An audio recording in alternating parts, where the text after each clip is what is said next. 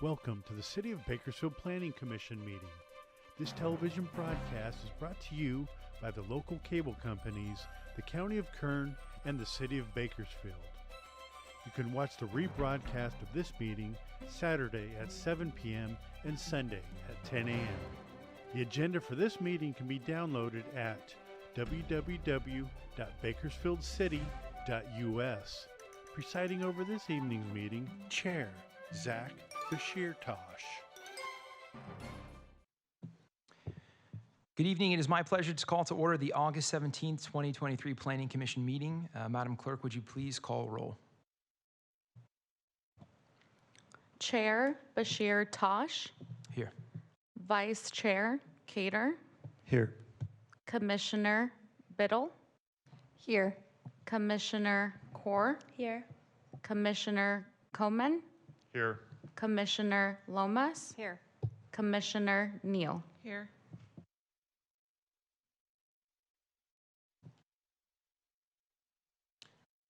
Madam Clerk, next item, please. Agenda item 2, Pledge of Allegiance. Please stand for the Pledge of Allegiance. Salute, pledge.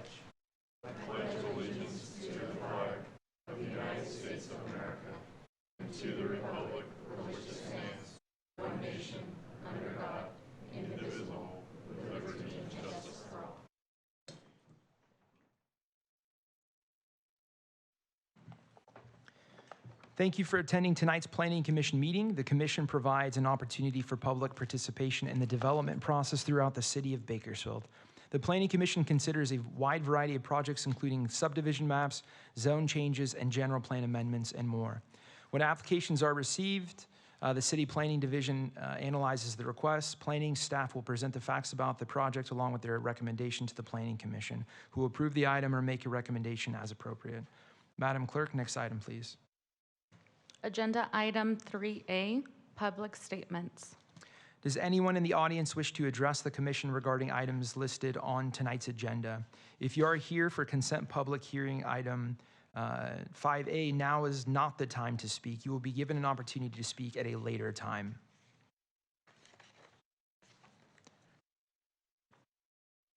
Seeing none. Does anyone in the audience wish to address the Commission regarding items not listed on tonight's agenda? If so, please come forward and state your name. Seeing none. Madam Clerk, next item, please. Agenda item 4, Consent Calendar Items. All matters listed under the consent items do not require a public hearing and will be enacted by one motion.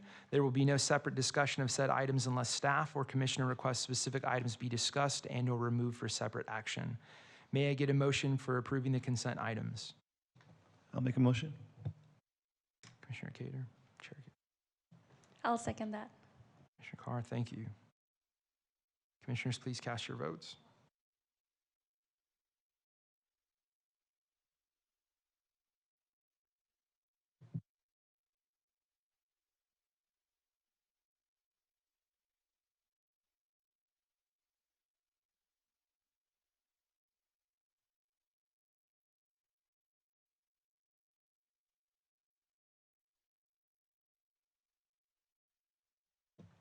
Motion passes with Commissioner Lomas abstaining. Thank you. Madam Clerk, next item, please. Agenda item 5, Consent Public Hearings. Now is the time for consent public hearing items. If the item is not removed by a commissioner, staff, or member of the public, the commission will vote on all items in one motion without further comment. If an item is removed, it will be placed at the end of the non-consent public hearing items. At this time, I will now open the consent public hearing items. Does any member of the public wish to remove consent public hearing item? Please step to the microphone and then identify yourself.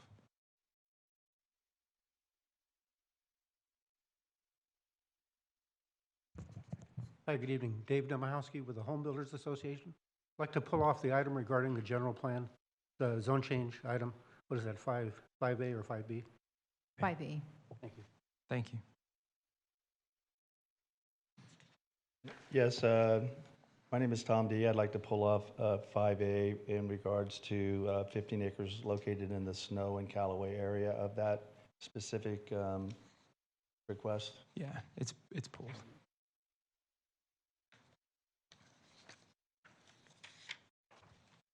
Chair Basir-Tesh, Mhm. since that's the only item on the consent calendar items, we don't require a vote. Since We'll it's just being move on moved. to the next Yes. one. Madam Clerk, next item, please. Agenda item 6, non-consent hearings. Okay, now is the time for non-consent public hearing items. Before we begin, I want to explain how each hearing will be conducted. Staff will first give a report, then those in favor of the project will be allowed to speak. Those in opposition to the project will be able to speak after those in favor have spoken. Each side will be given 5 minutes to provide rebuttal comments. Individual speakers may ask questions during their statements, but the questions will not be answered until public hearing on the item is closed. But the questions will not be answered until the public hearing item, the item is closed. Written comments may be given to the clerk, who will provide copies to the commission. Please be respectful of others participating in the hearing by not repeating the remarks of previous speakers and presenting any new comments or thoughts in a concise and clear way. Mr. Johnson, would you please provide us with your staff report? Yes, thank you, Chair Shirtosh, commissioners, members of the audience. First, I'd like to recognize Assistant Planning Director Cassandra Gale. She's the one that's facilitating the city's compliance with the state housing laws. And I'd also like to recognize Jose Fernandez. He's one of our associate planners who's implementing this portion of the compliance. Provide a little background on this. Since 1969, California has required all cities and counties to adequately plan to meet the housing needs of everyone in the community. Cities and counties must adopt plans that provide opportunities for private market to address the housing needs and do not unduly constrain the housing development. Cities and counties meet this requirement by adopting housing elements as part of their general plans, which is also another document required by the state. Housing elements shall include an inventory of land suitable and available for residential development based on general plan designations, zoning, and other factors. This inventory must meet the jurisdictional share of the regional housing mandate as determined by the state of California and allotted by the Council of Governments via the Regional Needs or Regional Housing Needs Allocation, or RHNA. The regional housing mandate locally is established by Kern COG, who provides RHNA to the 11 incorporated cities and the unincorporated Kern County. And for this cycle is the 6th housing cycle, which runs 2023 to 2031. Kern COG assigned the city of Bakersfield construction of 37,461 housing units, which is up 3.2% over the last housing cycle. This is to say that 65% of the entire region's housing requirement must be built within the city's jurisdiction. Since housing cycles cover an 8-year period, this equates to approximately 4,600 units annually. And to put that in perspective, in 2021, that was a good year for the city, where we developed just over 2,500 units that year. And between 2018 and 2022, private developers have constructed a range of 1,200 to 1,700 units annually. Recognizing the disparity between the city's existing housing inventory and the outlined requirements, it becomes imperative to undertake measures aimed at strategically addressing this housing deficit. Therefore, to achieve alignment with Kern COG's stipulated RHNA allocations, it is essential to appropriately pre-zone identified lands for their future annexation into the city's jurisdiction. It's also important to recognize that Kern COG further breaks down the RHNA requirement by income level.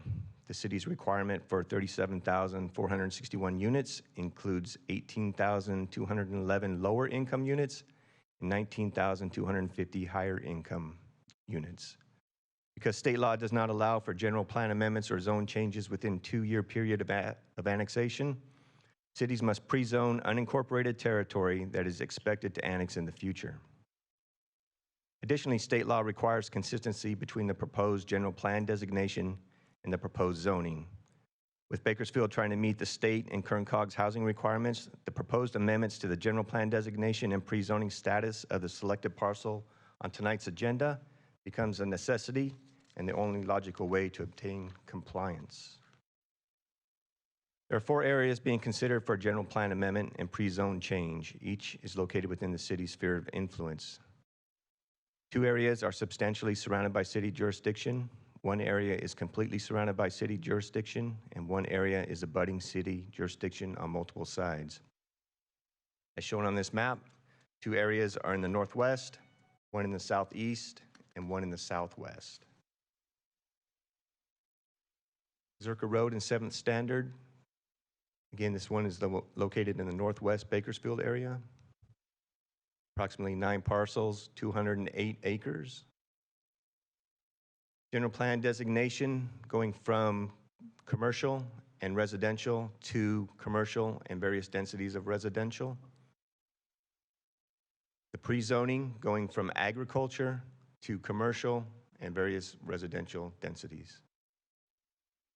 Snow and Callaway, also in the northwest area of the city. 8 parcels, 89 acres. Going from commercial, agriculture, and residential to commercial and various forms of residential.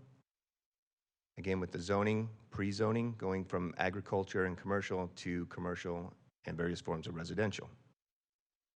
Pacheco and Cottonwood, this is in the southeast portion of the city. Southeast, yes. 17 parcels, 275 acres. This is going from heavy industrial and agriculture to various forms of residential and open space. And again, consistency with the pre-zoning going from a heavy industrial and agriculture to various forms of residential and open space. Taft Highway in Gosford, this is in the southwest portion of town and the largest one. 31 parcels, just over 1,000 acres. This is going from commercial, agriculture, residential to commercial, various forms and densities of residential. And for pre-zoning consistency, going from commercial, agriculture, residential to commercial and various forms of residential. It's important to note that these 4 areas were initially pre-zoned between 1993 and 1998, and therefore have already been contemplated for annexation. However, what was identified as appropriate pre-zoning 25 to 30 years ago is not always the best 3 decades later. It wasn't until recently that city staff was approached by property owners indicating a desire to pre-zone their property and pursue annexation. Staff has been working with those property owners and other property owners to pre-zone lands to meet the city's RHNA numbers, but also provide for amenities, which is why you see some pre-zoning going to commercial and open space. These project sites were properly noticed for today's hearing. Last night, staff received several comment letters that were transmitted to your commission in a memorandum dated August 17th, 2023. Many of those comments reference annexation, and to remind the commission and members of the audience, the Local Area Formation Commission, or LAFCO, approves annexations, not the Planning Commission. So what is being considered tonight is a general plan amendment to change the land use designation and pre-zone to change the zone classifications should annexation be approved by LAFCO. Based on facts known at this time, staff recommends your commission approve general plan amendment and pre-zone change number 230244 and recommend the same to City Council. That completes my presentation. Thank you, Mr. Johnson. The public hearing is now open. Is there anyone who wishes to speak in favor of the project? Please step to the microphone, identify yourself, and then proceed.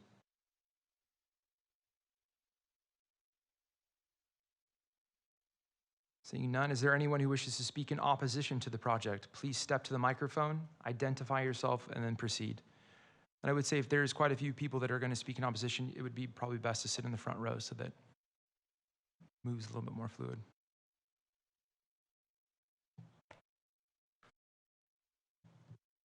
Honorable Chairperson, members of the Planning Commission, my name is Tom D., representing Callaway Drive Properties, LLC. The properties I'm representing tonight or talking about tonight are APN numbers 492-090, 34, 35, and 36. It's approximately 14 acres. And it is It's not the corner piece, but it's the three in the middle there, the 5 acres in the middle there, if you can see the APN numbers. The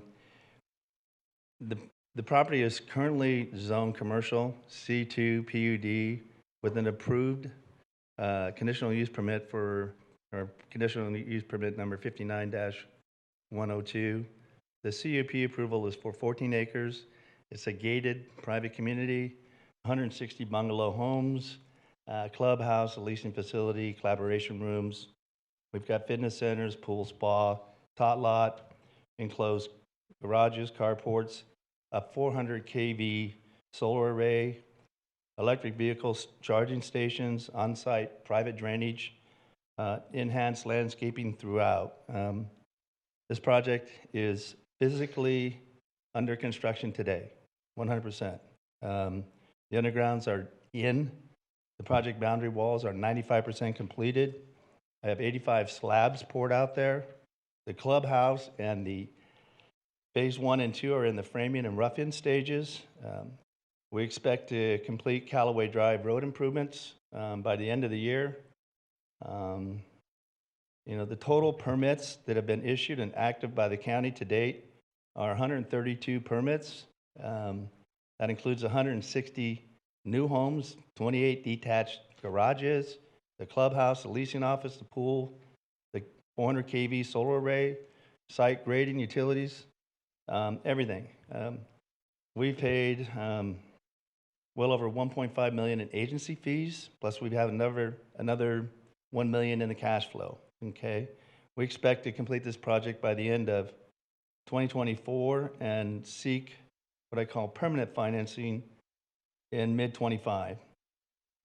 I don't typically speak to numbers when it comes to this arena or anything like that, but I think it's necessary. To date, we've spent $15 million on this project.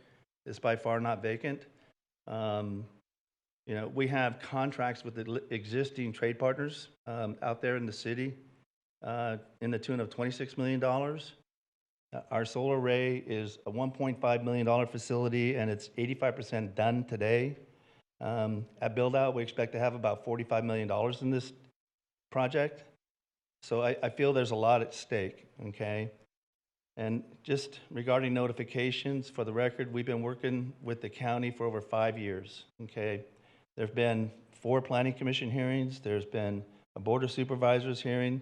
There's been a LAFCO annexation of the NOR sanitation district for these specific 15 acres, 14 acres. And we've really never had anyone specifically say that the city was interested in annexation. So 30 days ago, we get a letter from City of Bakersfield regarding the vacant site inventory within the city's housing element, requesting participation in the pre-zone, general plan amendment, and annexation. The City of Bakersfield letter is seeking vacant properties, county islands, typically zoned agricultural, which I totally agree with. I just don't think we fit into that arena. The city's letter is suggesting that we're going to rezone a C2 piece in the county to an R4 or an R3, depending on which report you read. In our opinion, that's considered a down zone. And I do build a lot of multifamily in the city, so I'm kind of contribute to at least a lot of increase in density out here. I don't think that the zoning standards and the county standards, when there's an annexation, even if you're grandfathered in, will be compatible. I think that potentially a legal, non-conforming zoning parcel could cause issues with our ability to obtain end financing, as I'm talking about. I still think that the impacts of the draft 2023-2031 housing element are unknown. The impacts to my takeout financing is unknown. There's possible affordable issues that are unknown. The future county tax splits are unknown. So I want to go on record as stating this. I wish I had time to appropriately give you and give the staff something in writing, but within 30 days, I just don't have the time. I have a lot going on, and we're a small company. So in closing, I just want to say we're typically in favor of a pre-zoning of county islands, especially properties that are in the sphere of influence for city expansion with vacant or zoned ag. So, I get it, but in this case, I just think we're so far along with this project that I don't see how I can move forward and be conforming, in 12, 18 months when I'm trying to get financing on this project. So I'd like to request that we be removed, at least for now, and maybe the next round when you're looking at maybe all the properties along there and across the street, consider for annexation at that time. But we're got a lot involved here. So again, we'd like to remain in the county at this point in time. I'd be happy to answer any questions. Thank you. Thank you.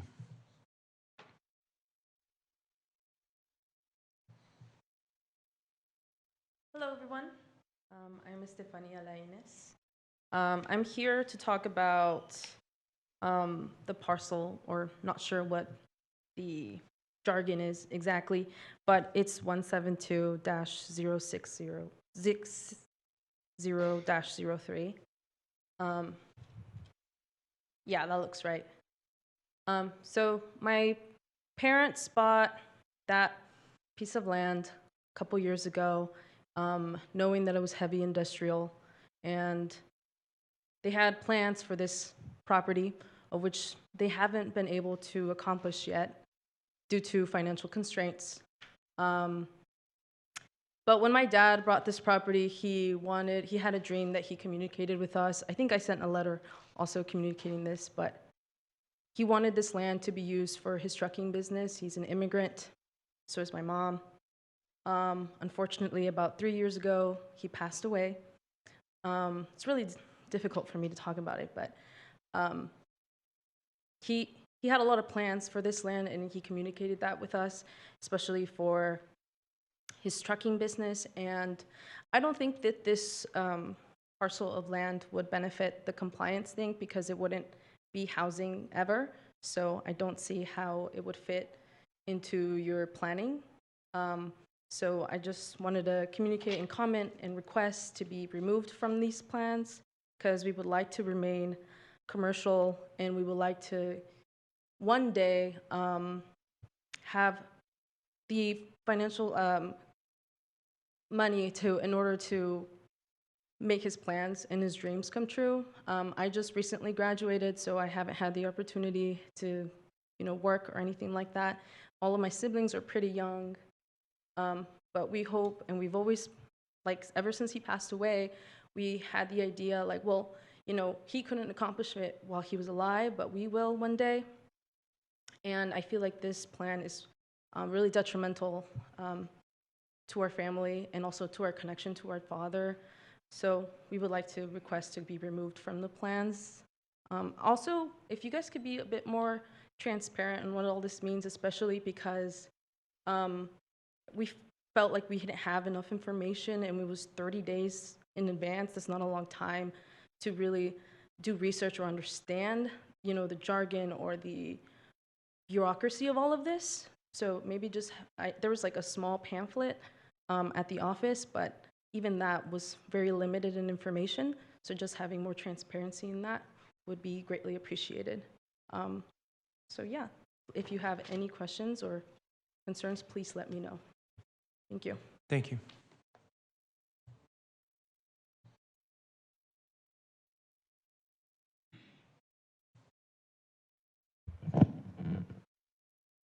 Chair, excuse me, Chair and Commissioners, Dave Domachowski with the Home Builders Association.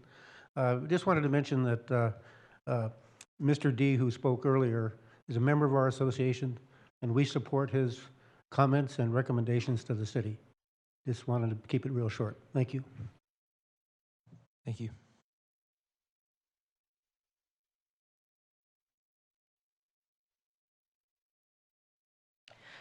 My name is Victoria Hill. I'm here to, I'm opposed to the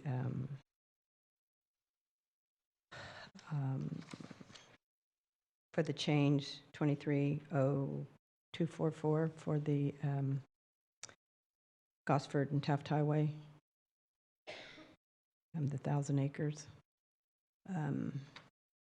I feel like that it's not, and I don't, I agree with the previous speaker that said this is very confusing. I wish there was a little more transparency, because I'm not exactly sure what pre-zoning means. I don't know if that means you're going to change it, but nothing can happen for a short amount of, for a determined amount of time. But I just think for, I'm a resident of the community, and the changes, if they go forward as they are currently, there's nothing in these plans that do anything to address the current problems that the current residents have for the road conditions, the traffic congestion, and the illegal dumping. And so to then okay this, to say, well, we're going to have dense housing and more people, when we already have current problems. And if you have a real-time map, like a Google map, the area that is being proposed to change is production farmland at the time, right now.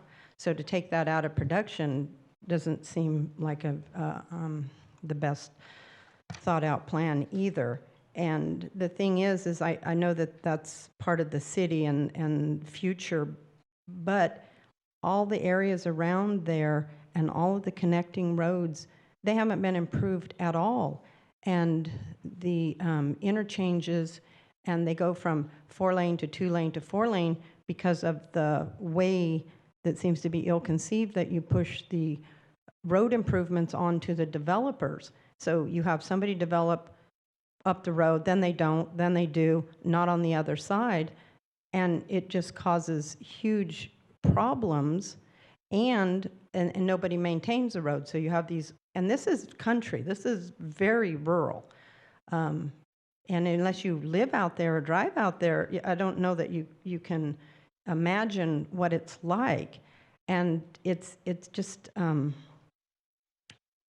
that's way deep, like I said, into rural. It's not even on the edge of the city. And yes, there is an adjoining to the proposed project adjoining to the east. There is some development ongoing, but again, those all, they lead into a 4-lane road that goes down to a 2-lane road that has no shoulder, and it goes into then a 4-lane a couple miles up the road.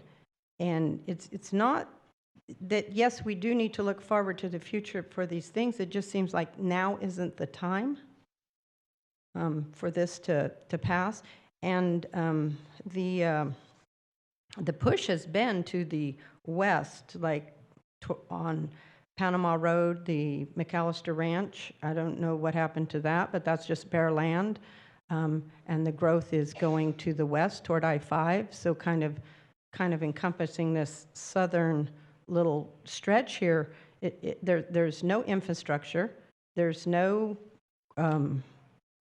there's no public transportation. There's no shopping. There's no,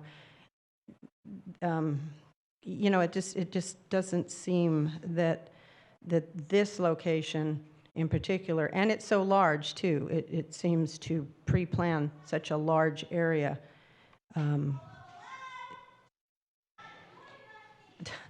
So I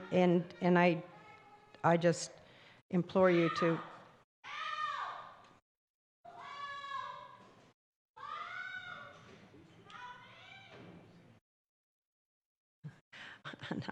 I just urge you to vote no on this at this time, and look at all of the impacts that it would have on the current residents in the community. Thank you.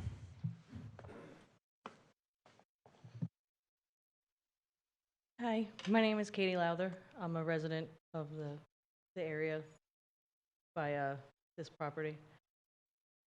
And my concern is that you're planning on putting thousands of homes, right? Yes? Thousands this is allotted for? Don't answer. But there's no infrastructure available for us. There's no police station. There's one firehouse that services the whole area. There's no hospital. School is very small, and it's already understaffed. And there's no indication in this zoning that there's going to be anything to benefit the residents. Why are we going to put tons of more families in this place that we all moved out here to be in a rural area with no added benefit?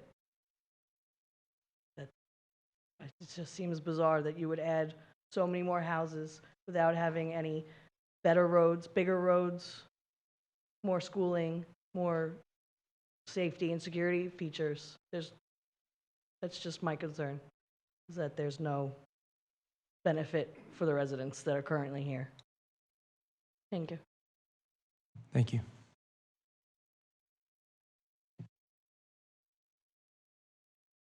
Hi, my name is Deep Grewal. I own both the corners on Old River and Taft Highway, the north corners, northeast and northwest.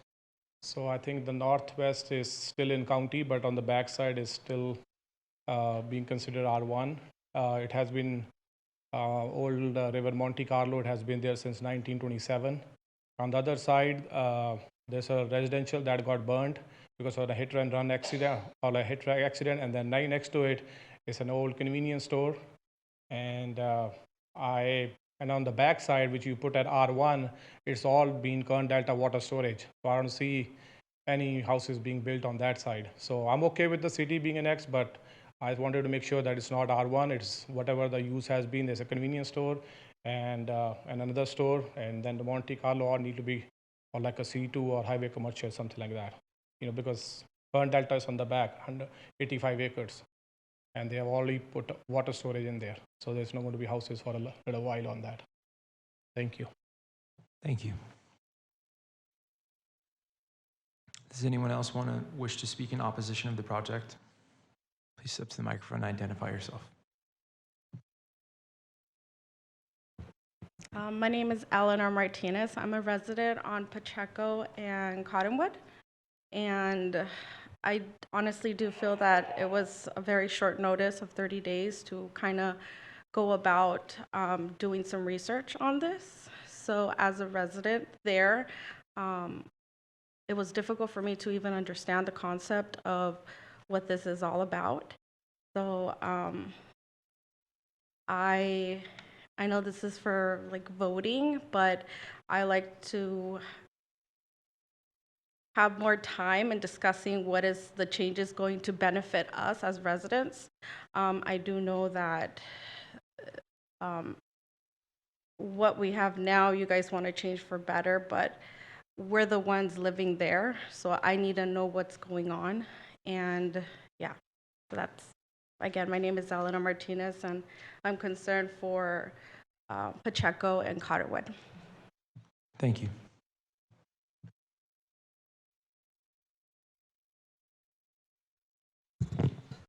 Hi, my name is Gurinder Kaur. I'm here for Pacheco and Cottonwood too. In 2017, I bought a property which is less than an acre, with knowing that is zoned currently M3. So before I bought this property, I tried to do my due diligence, whatever I can, and I asked the county like, what should be the opportunities for a business over there. And that time I was told that county is thinking to turn Cottonwood as an industrial area, and it is okay to buy. So whatever our savings are, we buy that lot, knowing that we can able to do a business in future.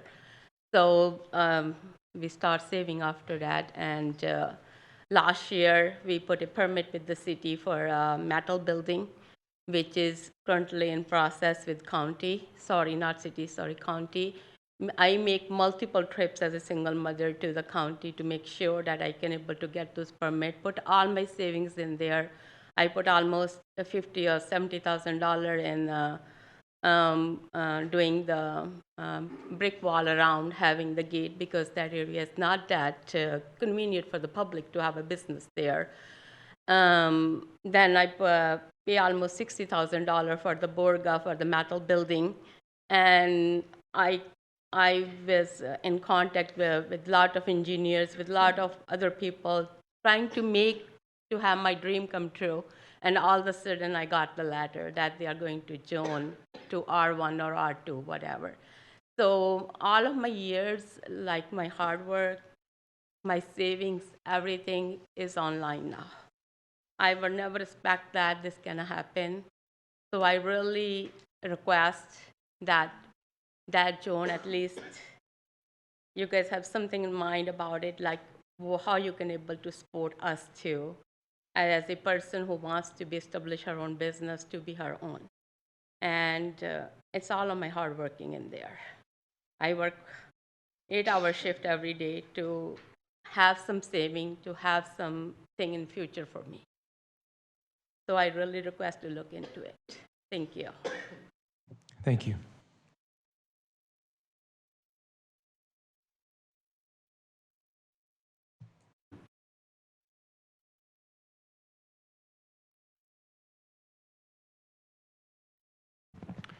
How are you today?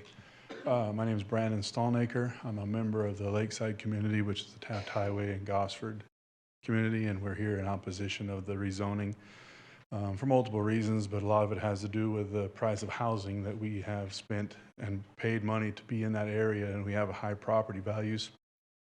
Communities here with me, we believe that rezoning and building apartments and more houses is going to drive down the cost, our property values, which we don't want. We obviously paid more for that to be in the country and to be in that area.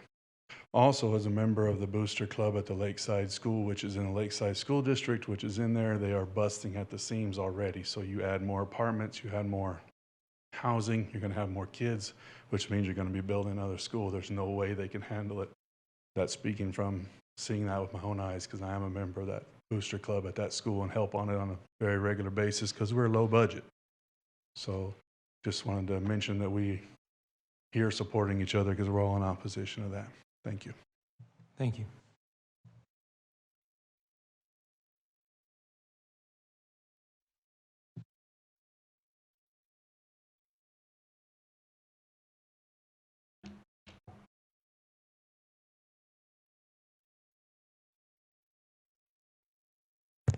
Hi, everyone. My name is Emma de la Rosa, and I'm the Regional Policy Manager with Leadership Council for Justice and Accountability.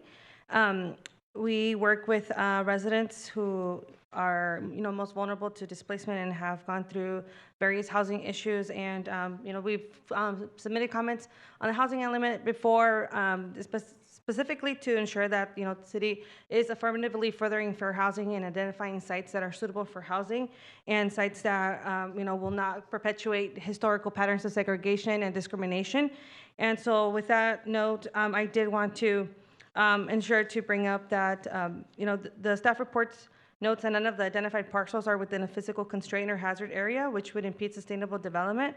However, the report also indicates that some of the sites, specifically some of the areas like Taft Highway and Gosford, Cottonwood, and East Pacheco, Zerker, and 7th Standard, include agriculture and old farming operations, which can lead to environmental hazards due to contamination, especially if there's currently production happening, and there's housing built around those areas, and there's pesticides being sprayed. That's something to consider in terms of an environmental constraint. There's also, according to the figure C3 on the environmental constraints appendix of the housing element, there is a map that shows oil and gas operations, and some of these oil and gas operations seem to overlap with the sites that we're looking at right now. And so we are asking to ensure that staff clearly indicate which of the proposed sites are in fact near oil and gas operations, and that the that's going to be addressed appropriately. Also want to mention that the housing element does say that 795 sites, 3 large parcels in the northwestern area of the city contain an active oil well. So again, want to make sure that there is appropriate development to ensure that there's not going to be any type of hazard to community members. Also, the staff report mentions that the objective of this pre-zone is to foster the establishment of livable, pedestrian-friendly, and ecological sustainable residential development. However, some of these sites, particularly the Pacheco and Cottonwood area, doesn't even have, sidewalks, doesn't have a lot of the infrastructure that's necessary. And this community does fall under a disadvantaged community under SB 535, meaning again that it lacks adequate infrastructure, and it does suffer high pollution burden. Specifically, specifically ranks in the 91st and 94th percentile for pollution burden in the state. And as you all know, particulate matter and ozone can lead to various health impacts. And so to identify this area for housing can, be it may be counter to the city's obligation to affirmatively further for housing. I also want to mention that there is a clear discrepancy between the low-income housing that's being assumed by the city to be placed in various locations. For example, the the South area, I believe the city assumes to add 2,000 plus low-income housing, whereas the Callaway and Snow Road area is only assumed to have 400, and the other northwestern area only 300. So there's a clear this discrepancy there, and the northwestern area is known to be more affluent, whereas southern area, southeast area is less affluent, less infrastructure, less opportunity. So again, I want to remind the city to ensure that it meets its obligation to affirmatively further fair housing. Thank you. Thank you. Is there anyone else that wishes to speak in opposition? Seeing no more, does any commissioner have any questions for the public on this item? Remember, this is not a time to express any opinions on the matter. It is only a time to ask questions.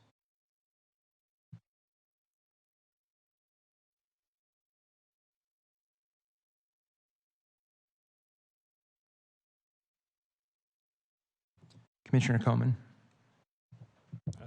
Thank you, Chair Bashartash. This is actually for staff.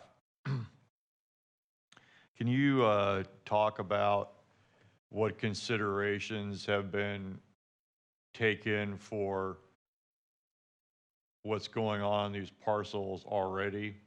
There was the gentleman regarding the Snow Road project, and the woman that spoke about the Pacheco project already have stuff that's in course of construction. And so there's a potential that they can be non-conforming if we make these. So what consideration has been taken in planning this to account for that? Yes, thank you. I can answer some of the questions, and then that may mitigate some of the questions from council or from the commission also. So regarding Mr. Tom D's comment, he stated it's currently commercial and does not want to go to residential. However, he is developing it with residential.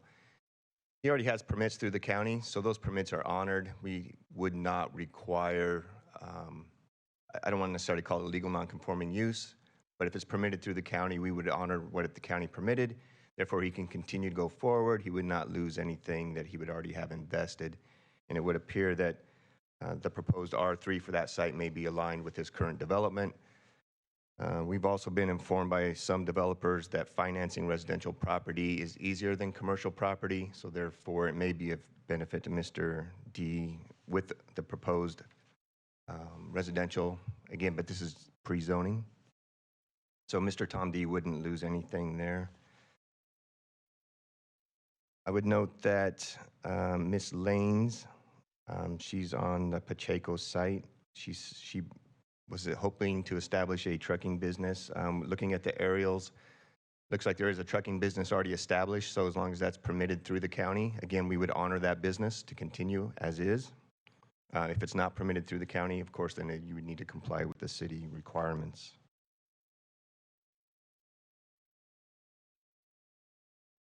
Ms. Kaur mentioned that she has a metal building permitted through the county. And depending on what that use is on that building, her site is proposed for single-family residential, and there is nothing that would prohibit a metal building within the city on R1 property so that that building could be maintained. She did not state what use she wanted to propose, but if that use was already approved through the county, again, that would be, if it was not consistent with the city's pre-zoning and if the annexation is approved, she can continue that as a legal non-conforming use. I would note that Ms. Hill had some concerns with road conditions not being improved, illegal dumping. I would just advise that I believe she's in the county. She would need to contact the county for that. There was also mentioned that there's some 4 lanes down to 2 lanes, back to 4 lanes, and there's a lack of infrastructure. And if upon annexation and development within the city, that infrastructure would be provided. And that's one reason we do look at annexations, is so we can have consistent development standards rather than going from a city pocket or a city jurisdiction to a county jurisdiction to a city jurisdiction where there may be different development standards. And annexation on some of this would also assist with the consistent infrastructure. Schools was also another concern. And I would note that with development comes school impact fees. So that could actually increase the ability for Lakeside School to expand their facilities. There was a comment about the Monte Carlo. That is not a part of this request. I would also note there were some comments on not enough information being provided. And we did send out a letter early on. We posted the sites. We didn't really receive any comments until last night, although Ms. Kaur did respond earlier this week, I believe, and we've been in correspondence with her. We would request, and what we will do is speak with these individuals, depending on how the decision goes tonight, between now and City Council, so we can offer more information. And if we have to revise between now and City Council, that can be done. The Leadership Council noted concerns with agriculture and oil and gas. Obviously, when we develop sites, those are certain things we take into consideration is the proximity of those, and if there's any potential impacts, and we mitigate those as best as possible. And affirmatively furthering fair housing. As mentioned by the Leadership Council, I would note that our housing element, which discusses that, is up with HCD right now, which is the State Housing Community Development. We have had 2 feedback sessions, and there has been no discrepancies noted on AFFH. Thank you, Director Johnson. I appreciate I have no further questions for. Commissioner Cater, Vice Chair Cater. Thank you. This question is also for staff. I was just curious, the RENA allocation numbers came up quite a bit in the staff report, and it was mentioned that there was an inadequate amount of available parcels to upzone within the existing city boundary. And I was curious, I know this is not the purview of what these 4 annexations that we're looking at tonight, but what the city has done to increase density within existing urban established areas to meet housing numbers?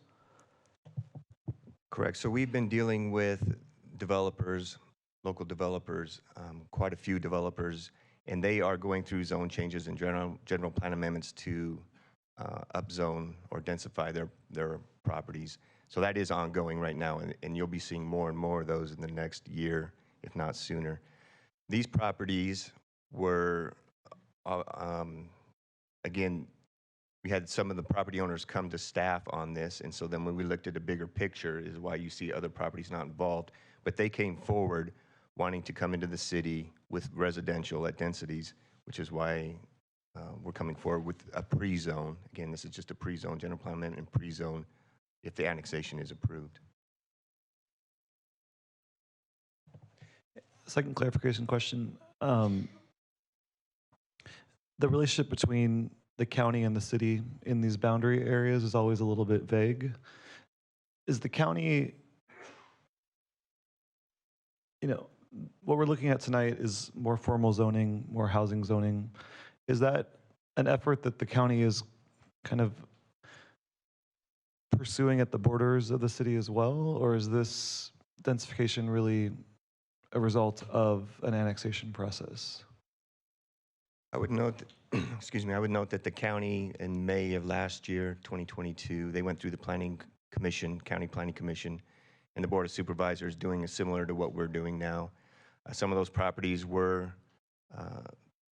adjacent to the city boundaries. Some were in the sphere of influence, but we were not necessarily interested in hopscotching our annexation to some of those other properties. But I would note that the county is doing the same thing as we're doing now, not necessarily on these properties, though. Thank you. I think those are my questions for now.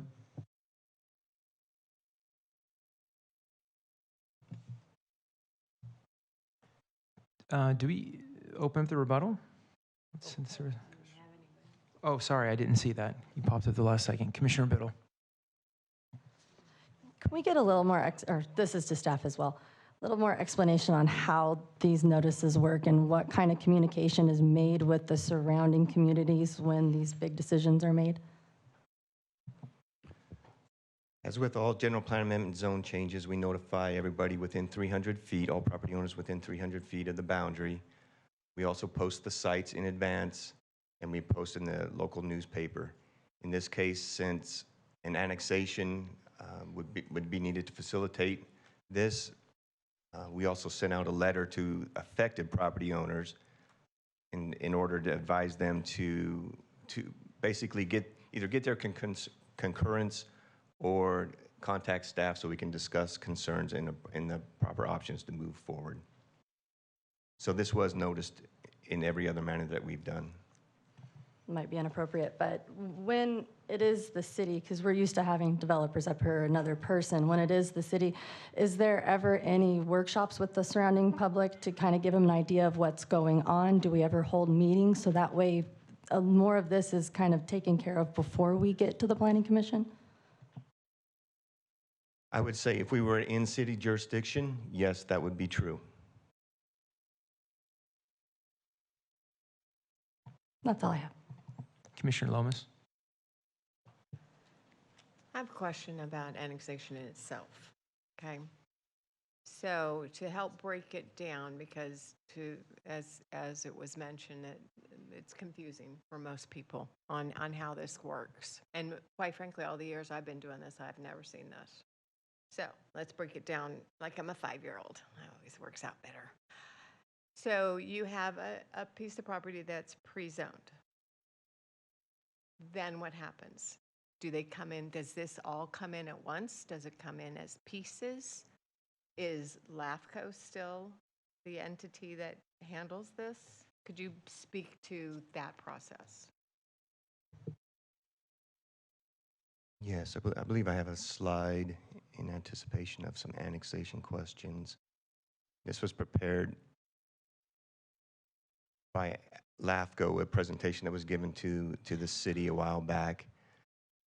So owner or city-initiated annexations, they file an application, which is a $0 fee. It's a logical boundary we look at. In other words, we want to avoid causing county pockets or county islands. So we look at a bigger area potentially, so we don't cause future conflicts. 50+1 are required to be in favor of an annexation. We do public outreach with the affected property owners. There is a resolution of application that goes to City Council, and that what we're doing is requesting to submit to LAFCO. City Council will approve that. We'll file an application with LAFCO. There's a public hearing. At times there could be protest hearings, and protest hearings are only legally binding if you are a property owner or registered voter within that annexation area. LAFCO will provide a resolution. LAFCO will also provide a certificate of completion, and then we go back to City Council for inclusion into the ward. Does that answer your question? I'd like to ask a follow-up question. So let's take Mr. D for example. So how would that process go for him if he was a part of the bigger picture? So we pre-zone his property, so when the annexation is complete, then it has a pre-zone that would either be consistent with the development on site, or maybe it's a pre-zone that the property owner wants in order to expand. So in this case, just as an example, and it's not saying it's going to happen, but if Tom D wanted to add additional apartments in the future through approval he did not get through the county, if we pre-zoned it a higher density, then he could come back through the city and he could get additional apartments on that area. So we would pre-zone his property, and once annexation comes through, then he would be able to develop what's on that. He'd be able to develop what that site is zoned at that point in time. So the pre-zoning only takes effect once the annexation is approved. During the meantime, pre-zoning, you cannot build on the property because pre-zoning is only before you come into the city. So you're still under county jurisdiction at that point. So all the entitlements that he's been granted or anyone else that's done improvement on their property, that stays with the property? Absolutely, that is correct. Thank you.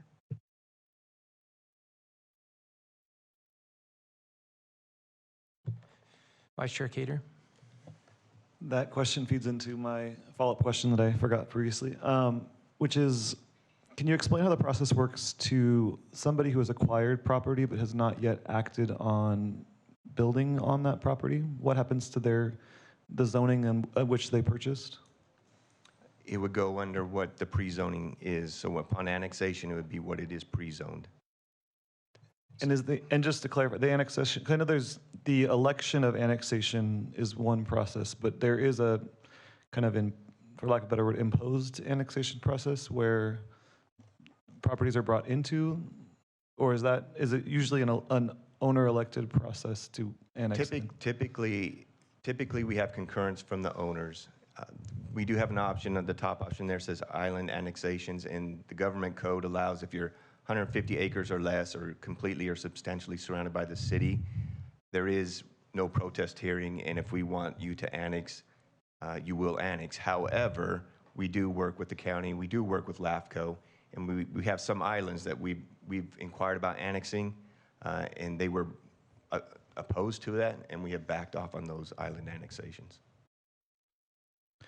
So then, just to clarify, going back to zoning at the time of, so then the zoning that they currently purchased, if they went through the annexation process, they would now be conforming to this new zoning and not be able to, like the example of the industrial use, now that we're pre-zoned residential and they were annexed, they would have to be a residential property? That would be correct, unless they have prior Structures approval and from the county, yes. Okay, thank you for clarifying. Commissioner Neal.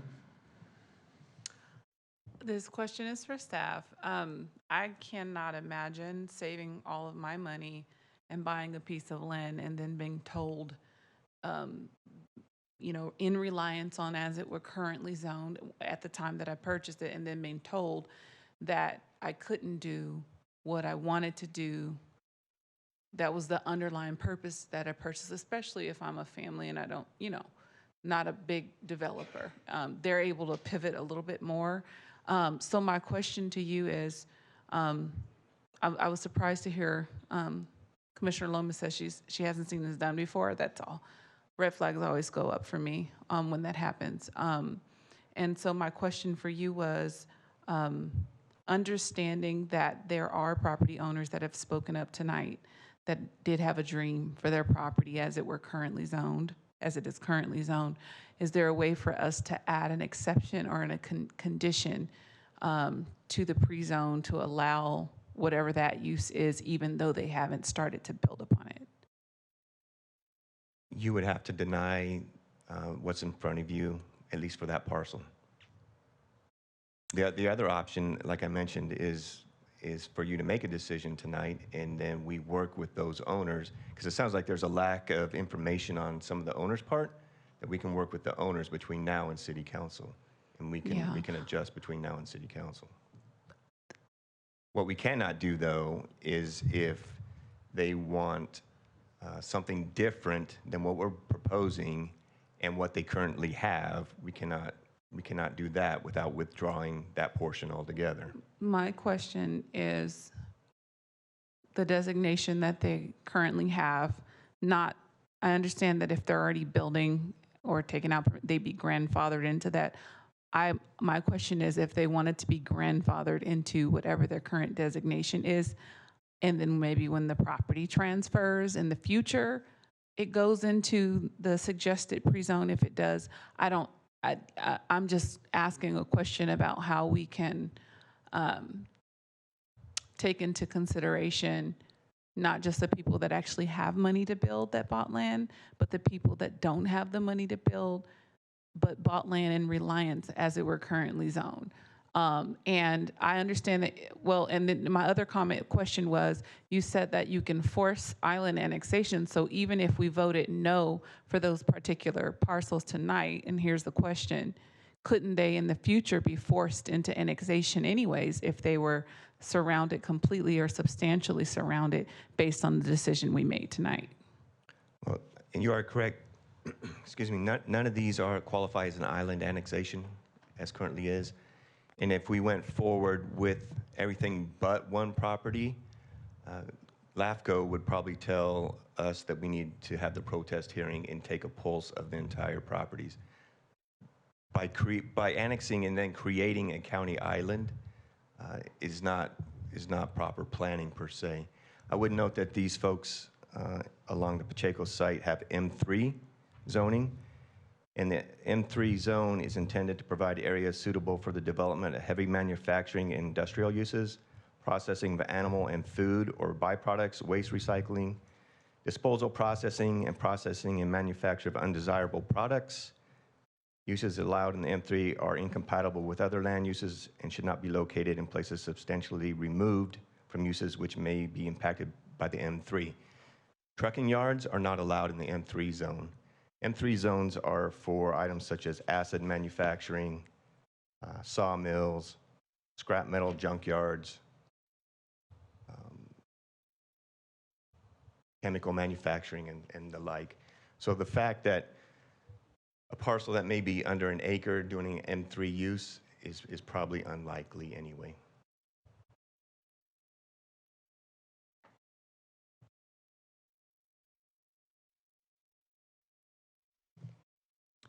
Do we have a rebuttal since no one's spoken, or do we? We should have the rebuttal if anyone wants to speak. Again? As opposed to, as in regards to the comments from staff. Okay. Wonderful. All right. Is there anyone who wishes to provide a rebuttal on this item? If so, please be prepared to step to the podium. Each side will be given only 5 minutes. That's a total of 5 minutes. So please make sure make your comments succinctly without repeating the remarks of previous speakers to ensure that everyone wishing to provide rebuttal comments has a chance to do so. So we would provide 5 minutes for the speaking in favor. No one spoke in favor before, so we're going to move to 5 minutes for those speaking in opposition. Please identify yourself once more, and then go ahead. My name is Victoria Hill. I just want to address something that Director Johnson had said about the road conditions, because he said if it's annexed, that the city takes care of the roads. And if I'm reading this map correctly, this is all city. Is that correct? On this map that was provided? Well, the roads where it goes from 2 lanes to 1 lane to 2 lanes is within the city boundaries. So the city does not address the problems. They're not helping the problem. And then to say, well, they're going to take care of the problems within the little part that they annex or change the zoning to allow more housing affects everything else. So I don't think that's a really valid argument, or a very thoughtful argument to say, well, if we do all this, we'll be okay here in this dense area, but all the rest of y'all gotta live with it. So and to say, well, that the city's gonna annex this, but we have to take up the problems that causes with the county also doesn't seem to be very equitable. So, and it just seems like this doesn't really serve what you're trying to create. Like that's been pointed out, that there aren't the infrastructures to support at this time, and maybe far, far, far in the future, But at this time, like I said, this is rural, and to propose putting high-density housing at this time, and I mean, and long in the future, because stuff takes a long time to get planned and get built and get funded. So, I mean, in time, it just doesn't seem to be the right time for this change. Thank you. Chair Bashir Tosh, if Ms. Hill could advise maybe where the road she's talking about, that would help. And if she'd like to be annexed, we can look at annexing additional properties.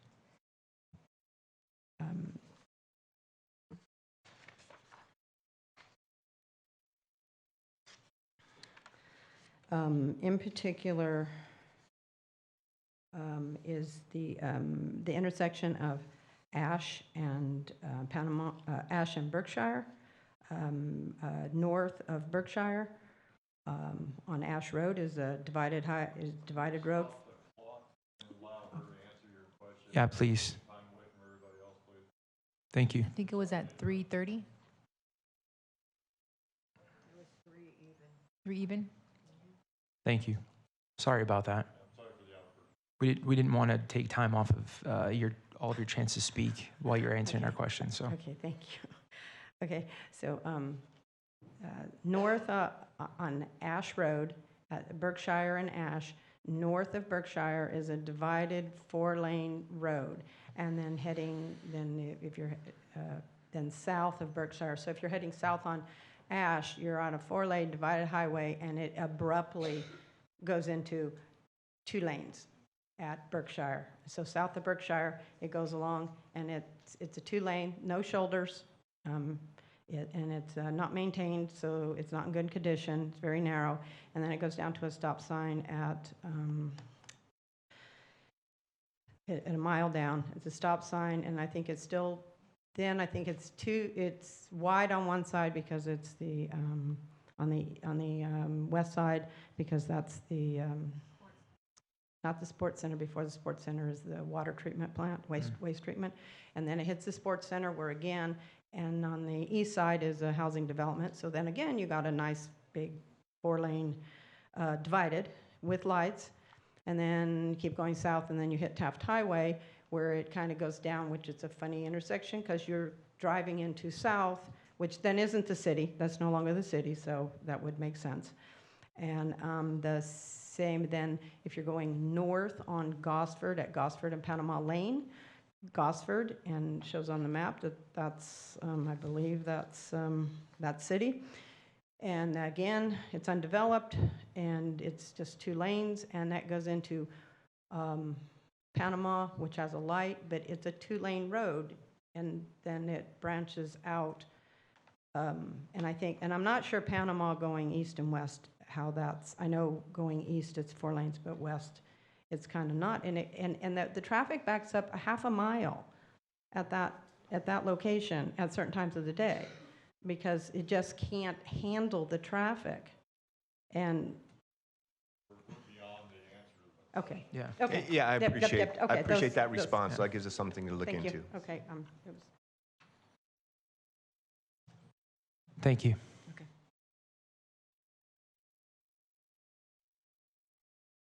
Trying to get a reset back to 3 minutes. Sorry.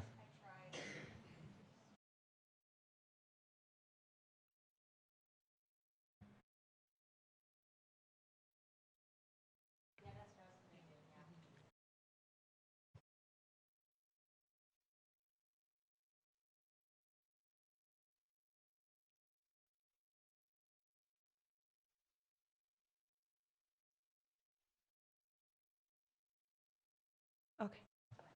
Yeah, thanks to staff for acknowledging our comments, and thanks, commissioners, for your comments as well. Questions, very great questions. I want to mention that there's a lot of need for public transparency, public education, and one of the guidance from HCD is to host public workshops on the housing element process.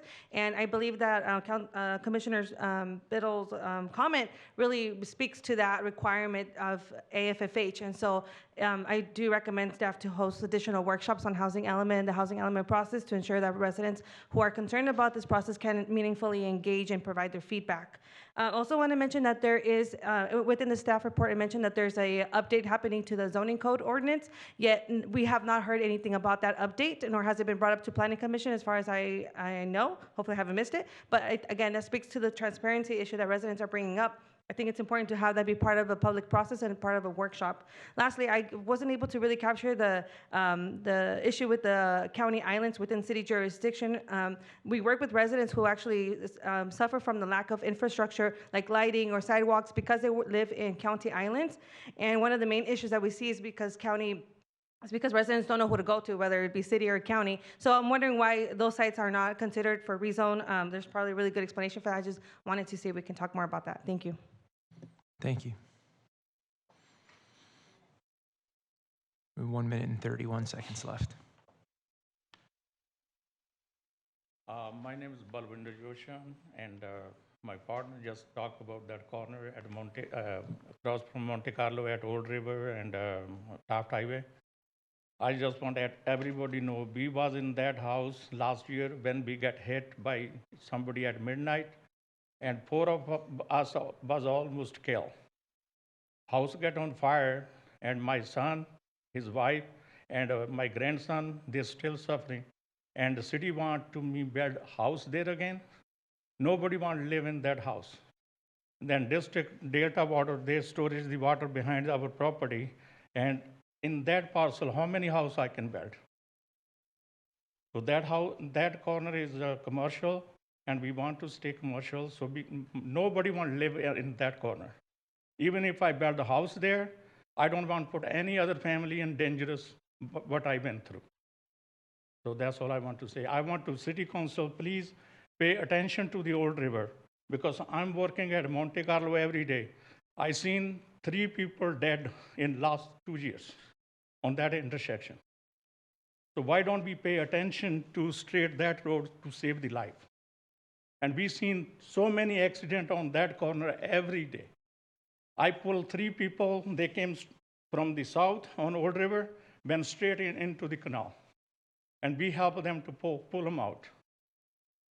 So please think about that and then do something about Old River rather than all this other thing. Thank you. Thanks. The time is up, actually.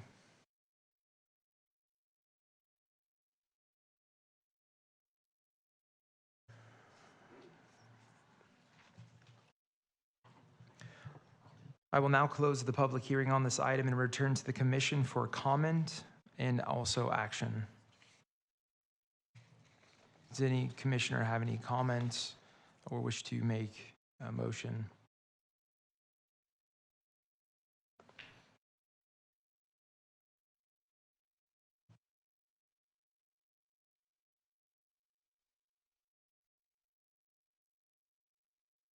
Commissioner Neal? All right. I just want to say thank you to all the people that showed up to speak out tonight on this issue, and to thank staff for explaining why this is necessary, the general plan amendment and pre-zoning. One of the things that I'm most proud about this city is that we're constantly growing. We're still the most affordable city in the state of California, the most affordable large city in the state of California, and that's something for us to be proud about. However, we still have homeless people everywhere, all over the city, and we've actually had some, at the last couple of planning commission meetings, a lot of residents talking about the homelessness problem and how it's impacting, their homes where they currently live too. We have to work on meeting our housing numbers. Why? Because we can't even house the people that are already here, and people are coming here in droves from all over the country and from out of the country. So I am in support of annexation. On the flip side of that, though, You know, it's an issue for me coming from humble beginnings and understanding how much hard work goes into families being able to save up their money to even be one of the privileged few that can afford a piece of land.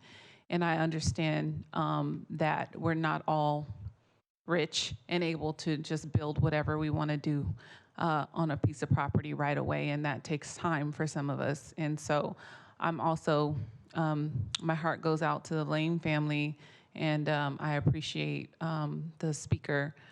She spoke really eloquently. I was very impressed with her because she seems very young, and she represented her family well. I would be in favor of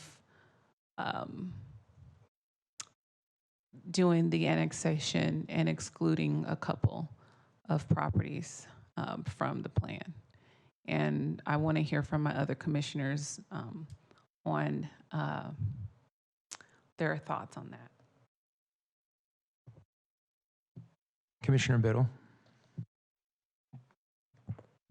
I too would like to thank the public for taking the time to come to a planning commission meeting. We don't usually get to see the stands this full, which is great because this is where the grassroots and the work really gets done, but it doesn't just stop here. So I do recommend taking this same crowd and taking it to city council and continuing your path of learning what our local leadership looks like.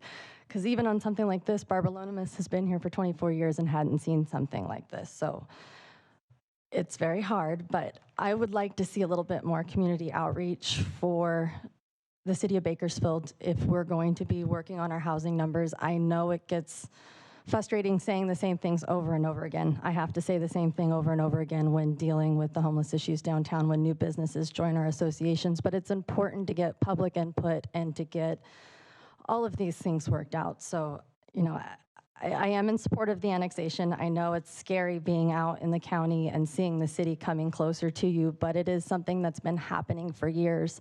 When I lived out in the country, there was nothing to eat off Taft Highway. If you wanted to go grocery shopping, you had to go all the way to White Lane and sometimes Ming Avenue, depending on what you're looking for. So the city has been creeping out into the rural area for a very long time. It's your participation in this process that keeps it the community that you want it to be. There's still more to come after the annexation when it comes to conditional use permits and what the developers can put in your community. Your input is taken into account when these developments come your way. This is just the beginning, but it is coming whether it gets annexed or not. The city is growing. It's the 9th largest city in California. So it's scary, I know it is, but this is part of the process. So thank you for being here and thank you for tolerating all of it. Commissioner Coleman. Thank you, Chair Bashatash. I wanted to say, first of all, we're not here to determine the annexation issue. That annexation issue is going to be heard later. We're only here to say if that property actually gets annexed into the city, what should the zoning be? And so I wanted to be clear about that. You're going to have another opportunity with other bodies to talk about the annexation issue itself. So, and I want to say that even if we said today that there should be houses at Taft Highway and Old River Road, it's probably not going to happen in the next 10 years. Nobody's going to run out there and say, I'm going to build 1,400 apartments out here without all those improvements that you've said that you need out there, because they're going to need those too in order to justify building those things. So I did want to say, though, that development gets you all those things that you asked for, the road improvements, the school improvements, those kind of things, because those developers pay for some of those road improvements, pay for the curb and gutters, pay for the walls around the housing developments. They pay school impact fees that go to the local school to make sure that they have enough classroom space for the how many ever homes or apartments or whatever we're building in there. So those are tied together. And I guess as long as, the way I understand it, anybody that already has property, it's already has a permit or some agreement with the county that the city is going to honor those. So I don't see a significant issue, and I support this particular zone change application. Thank you. Vice Chair Cater. Yeah, looking through and exploring the neighborhoods around the 4 parcels we're looking at, or the 4 areas we're looking at, it's interesting because 2 of them are very walkable to existing school facilities, be it a high school, be it a middle school, be it an elementary school, or all of the above. Another is really close to a Class Act recreation center, and I think, to me, this is a great example of making up for how we could do better as a city, because we've kind of cast our net wide, provided a net that had holes in it, that roads that got wide, roads that got narrow, and we're kind of looking at a large swath of our community that is neither rural nor urban at this point. And I think, to me, these 4 locations all lend to a zone of influence that is becoming more city and less rural. You know, this idea that they'll maintain farming, that they'll maintain their agrarian state is not indicated by the housing that's half a mile to the north, or the industrial complex that's due west, or the recreation facility that we've put millions of dollars towards, or the schools that are being built. And so, I think, as a community, be it city and county as one region, we've kind of made this decision that we're moving out into these areas. I would say, with regard to housing, one thing I would be more curious about is how we're looking within our boundaries to increase housing, to increase density. I think there was a mention of upzoning and encouraging residential on underutilized commercial corridors, and I think that those are opportunities to strengthen the existing neighborhoods in Bakersfield. But I do think, with regards to these, I appreciate that staff is looking at a variety of zoning types. I think we have many new parts of the community that are exclusively R1 zoned, with an occasional general commercial on the corner. So it's nice to think about all the different groups of people and housing types that could exist and should exist in our city. I think I would say I agree with Commissioner Biddle's questioning as far as such a big decision being so limited in the public outreach and the engagement. I agree. I would remind myself that this is just pre-zoning. This is not an annexation process. But Mr. Johnson, I just would encourage staff in these decisions, and as annexations are pursued, that the process be as public, as integrated. Residents and neighbors and individuals that own property within the area being considered are going to be experts in this land in a way that none of us will be. We're not invested in it every day. And I think that's a way to make very ambitious numbers from the state have a human side and and create neighborhoods. But with that being said, I would also support the annexations.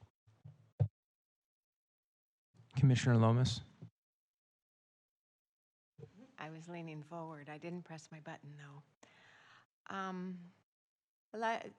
I'm sure several of the people that are here have never been here before. And forgive us if it looks like we're just kind of plowing through it. We're not. This is a long process. Development isn't simple. It's very long and tedious, and you were handed something and it looked like, oh my God, this is what's happening. It's not really happening right now. From beginning to end, we're talking, right now it's called pre-zoning. And this is a lot to do with complying with the state of California, which I think shouldn't be involved in development, but I get to say that because this is my last meeting. I think that development should happen like it happens here. We talk about it and we work out and we look at what's the highest and best use for a certain piece of property and what does our community need, and respect what's there. But then the state gets involved and then the feds are involved and government. Okay, I'll stop there. But be assured that while I don't think all of your questions are answered, because they can't be, this isn't development right now. That's going to come later.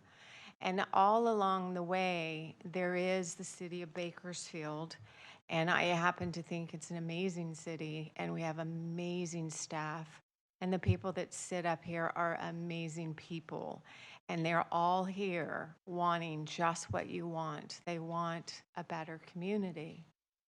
So I would encourage you to continue questioning. Call them. They answer the phone, okay? If you have any, I know you have lots of questions, call them. And Mr. Johnson's already said he'd like to talk to each and every one of you so that you are comfortable with the process and that you understand it better and that your rights are being heard and protected. That's all. Thank you. Thank you. Do I have any commissioner that would like to make a motion?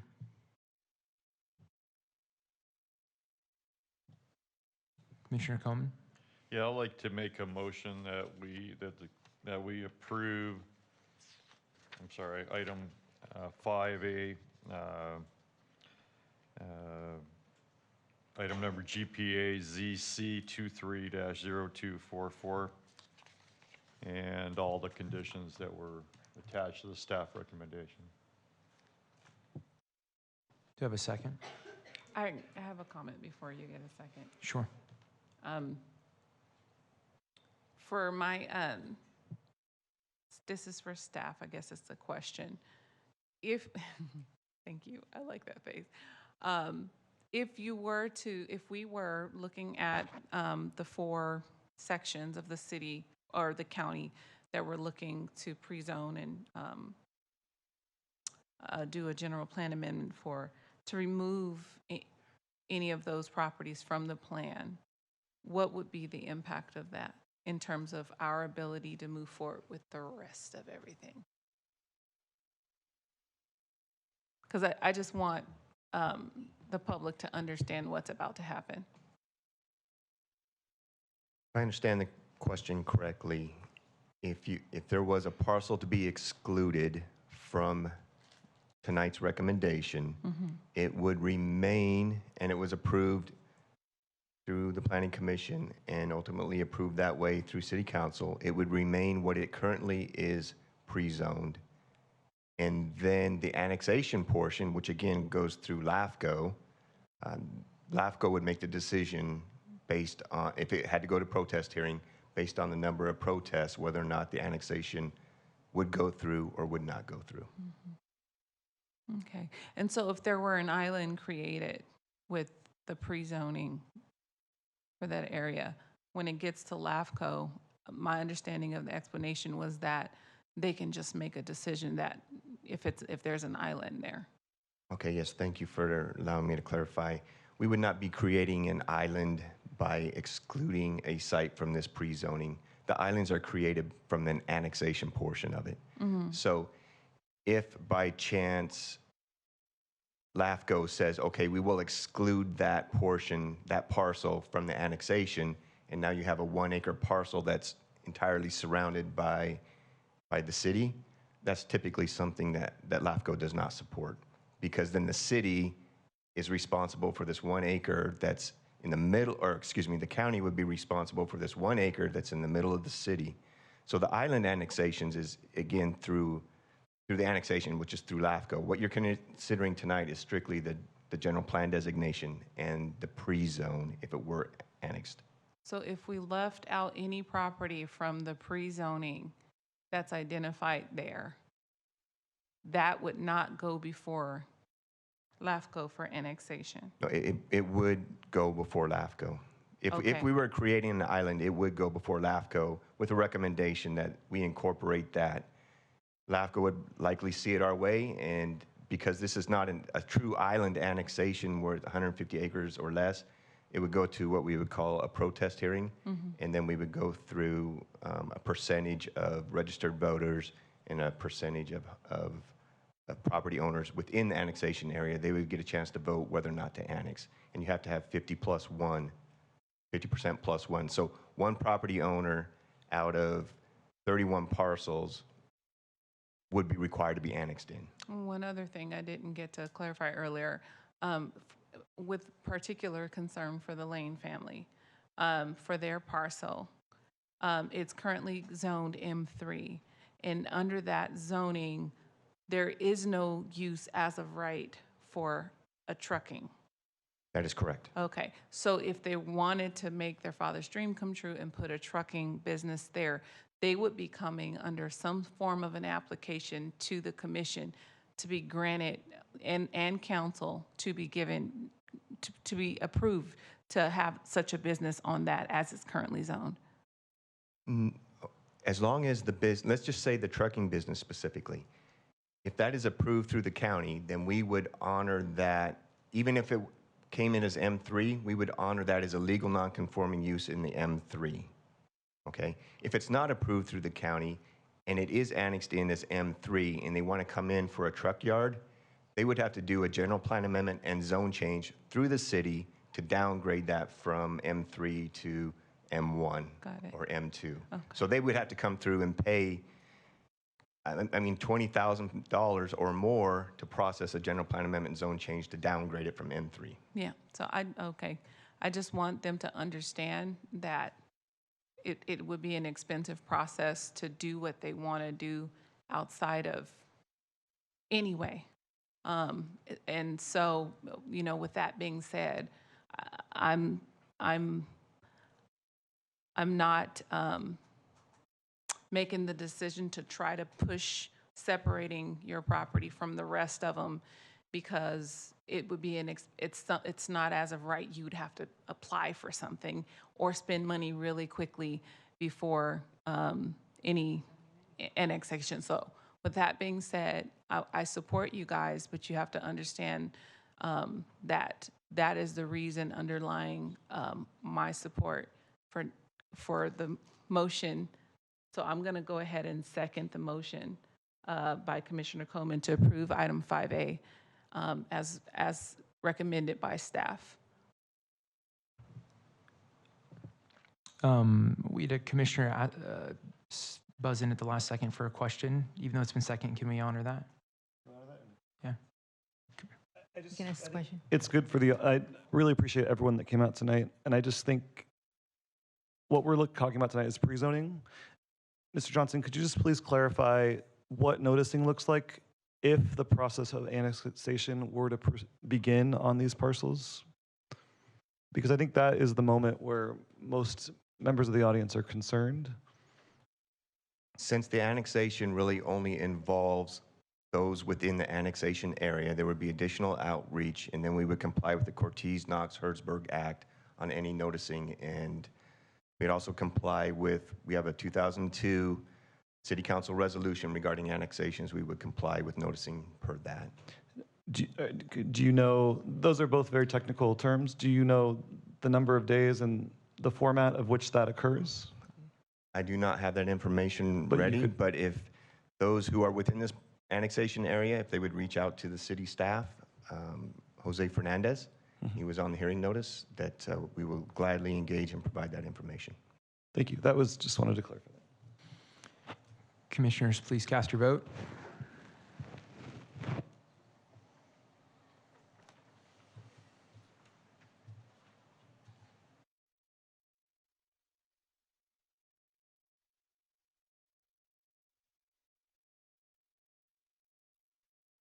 Motion passes.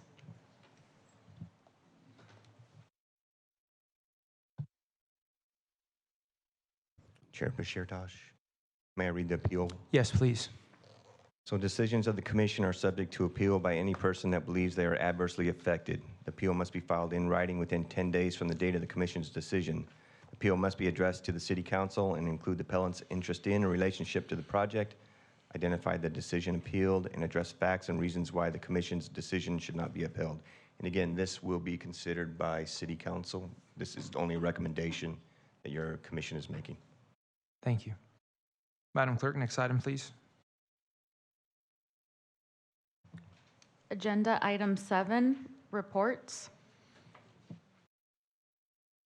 Mr. Johnson, would you please provide us with the reports on this item?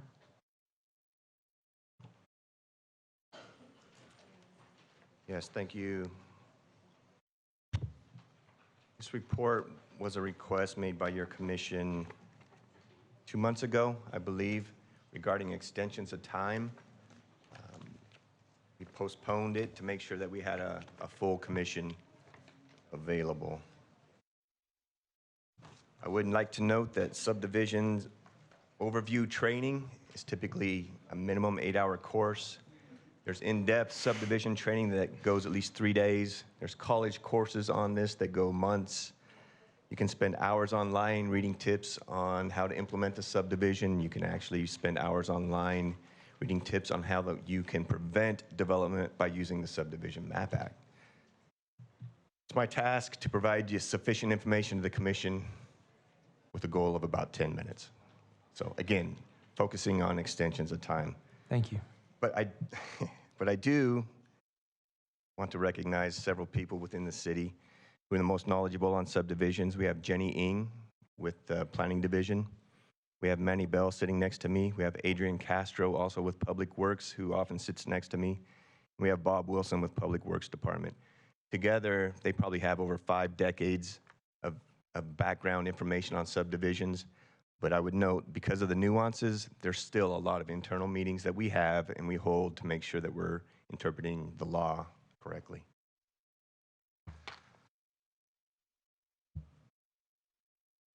So these are a few items I want to discuss tonight are the guiding documents, the types of extension of time, and that's, again, where I'll spend most of the time. Common reasons. Can we take a, My mother had eye surgery on Monday, and she's at the restaurant holding down. Would you mind if I watched all this on YouTube? I try to want to get her home. is that okay? That's fine. Yeah, yeah. We don't need a vote. Do I need to? You scared her off, Mr. Johnson. Well, I say she can stop by the office tomorrow. I'll do this again tomorrow. Oh, perfect.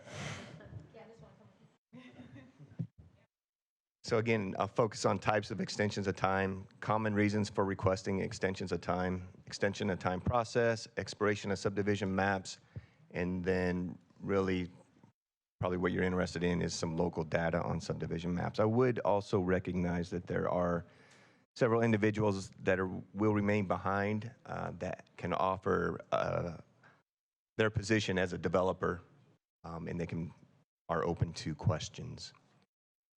So we have 2 guiding documents, really. We have Title 16 out of the Bakersfield Municipal Code.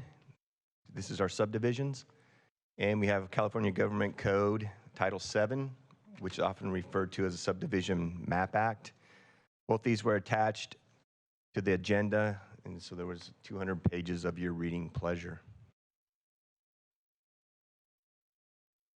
So again, I'm going to quickly talk about initial approval, and then I'll go into the discretionary extensions, legislative extensions, extensions allowed by development moratoriums, litigation stays, development agreements, and the Subdivision Map Act phased final map extensions. So the Map Act states that an approved tentative map shall expire 2 years after its approval or after any additional period per local ordinance not to exceed an additional 2 years. So the MAP Act allows initial approvals up to 4 years. Locally, our municipal code says we will approve initial license for a term of 3 years. So after 3 years, we can go into discretionary extensions. And the MAP Act says the time at which a map expires may, and again optional, may be extended by the advisory agency for a period or periods not exceeding 6 years. And as I've mentioned before in the past, the city policy is to extend it for 6 years, but in 2 3-year increments. So they come back after initial approval, they'll come back for the first extension of time, and then they'll come back for a second extension of time. And the slide shows just a little slow. So there you see your initial approval followed by both extensions of time for a maximum of 9 years. We also have legislative extensions, and there are generally 6 California bills, both Senate and Assembly, that provide for this type of extension on subdivisions, and these extensions run consecutively. We look at this as kind of almost an if-them-else type scenario. So Senate Bill 1185 was approved July 15, 2008, and it says, if your map is approved before July 15, 2008, and if it expires after July 15, 2008, but before January 1st, 2011, then you get a 12-month extension. Same with Assembly Bill 333, approved July 15, 2009, gives some dates for map approval, gives some dates of when the map must expire, and if you meet that, then you get a 24-month extension. 2011, Assembly Bill 208, again, if a map's approved before July 15th, expires between July 15, 2011, January 1st, 2014, 24-month extension. Assembly Bill 116, approved in 2013, again, gives a map approval, map expiration date, and you get another 24-month extension. And again, these are all allowed by the state. The last 2 Assembly bills, 1303, 1561, only applied to counties that were income qualified, of which Kern County was. And so again, you got a 24-month extension under Assembly Bill 1303, which was approved in 2015, and 18-month extension was allowed under Assembly Bill 1561, which was approved in 2020.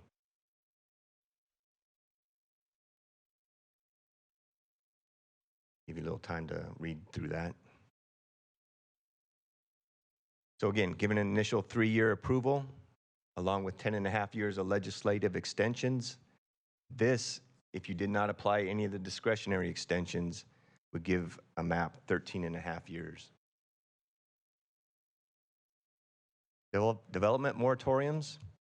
So cities can enact a moratorium on development, provided the moratorium promotes a valid public purpose to allow issues of concern to be resolved. Moratoriums can be specific to residential, commercial, or industrial development.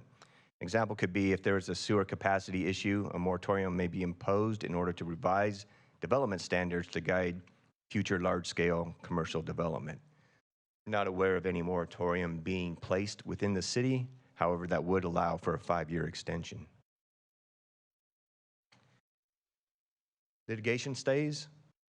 If there's a pending lawsuit regarding approval of the map, again, that would be another 5 years, up to 5 years of an extension that could be provided. Development agreements. A development agreement is a voluntary contract between a local jurisdiction and a person who controls the property. It details the obligations of both parties and specifies the standards and conditions that will govern development of the property. Although the agreements are voluntary, once made, they are binding on the parties and their successors. Therefore, the agreement provides assurances to the developer that the regulations that apply to the project will not change during the term of the agreement. The city doesn't enter into too many agreements, but we do have one for Old River Ranch and West Ming. Those are 2 of the common development agreements we have.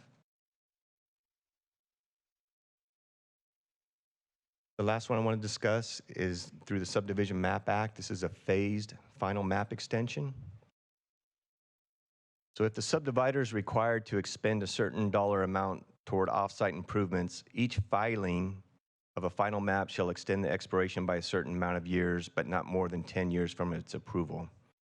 Then as of 2012, that amount shall be annually increased according to the CPI. In other words, if a developer recorded a phase of map through the city council and the cost of public improvements for items such as traffic control signals or flood control facilities is at the current rate of $402,416 or more, A 3-year extension of time can be granted if the map was approved pre-January 2022, and a 4-year extension if the map was approved post-2022. This extension is granted through a review and approval by the Public Works Director. And so if you had a 3-year initial approval and your map was approved pre-January 2022, you recorded that map, you meet the qualifications for off-site improvements, you could get a 3-year extension, another 3-year extension, and then a 1-year extension, as long as it doesn't exceed the total of 10 years. If your map was approved post-January 2022, you would get a 4-year extension, and then you get another 3-year extension not to exceed the 10 years. So ideally, although, as Ms. Lomas said, development takes time, if you had an initial 3-year map approval and you could get everything done, you could build after 3 years with initial approval. However, more often than not, you'll need those discretionary extensions of time, which therefore would allow up to 9 years.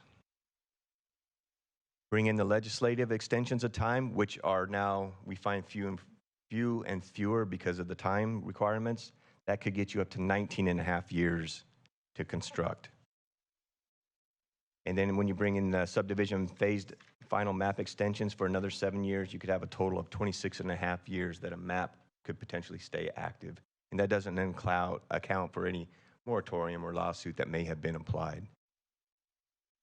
More commonly, what we're beginning to see is you'll get your 3-year approval, you'll get your 6 years of a discretionary approval, and then that, by the time they're ready, they record a map, they do the improvements, they qualify for the dollar amount, they would have a total of 16 years to complete the build out. And this is what we're seeing more and more now as time goes by. So to quote Charles Dickens in A Tale of Two Cities, it was the best of times and it was the worst of times. And so the reasons it takes long to develop can be because you're working with public utility companies, and that can take some time. There could be supply chain issues, consumer demand, interest rates, insurance. Oftentimes there's a change in building code or project site constraints. If there's a hillside development, it takes more engineering to make that work and insufficient financial backing.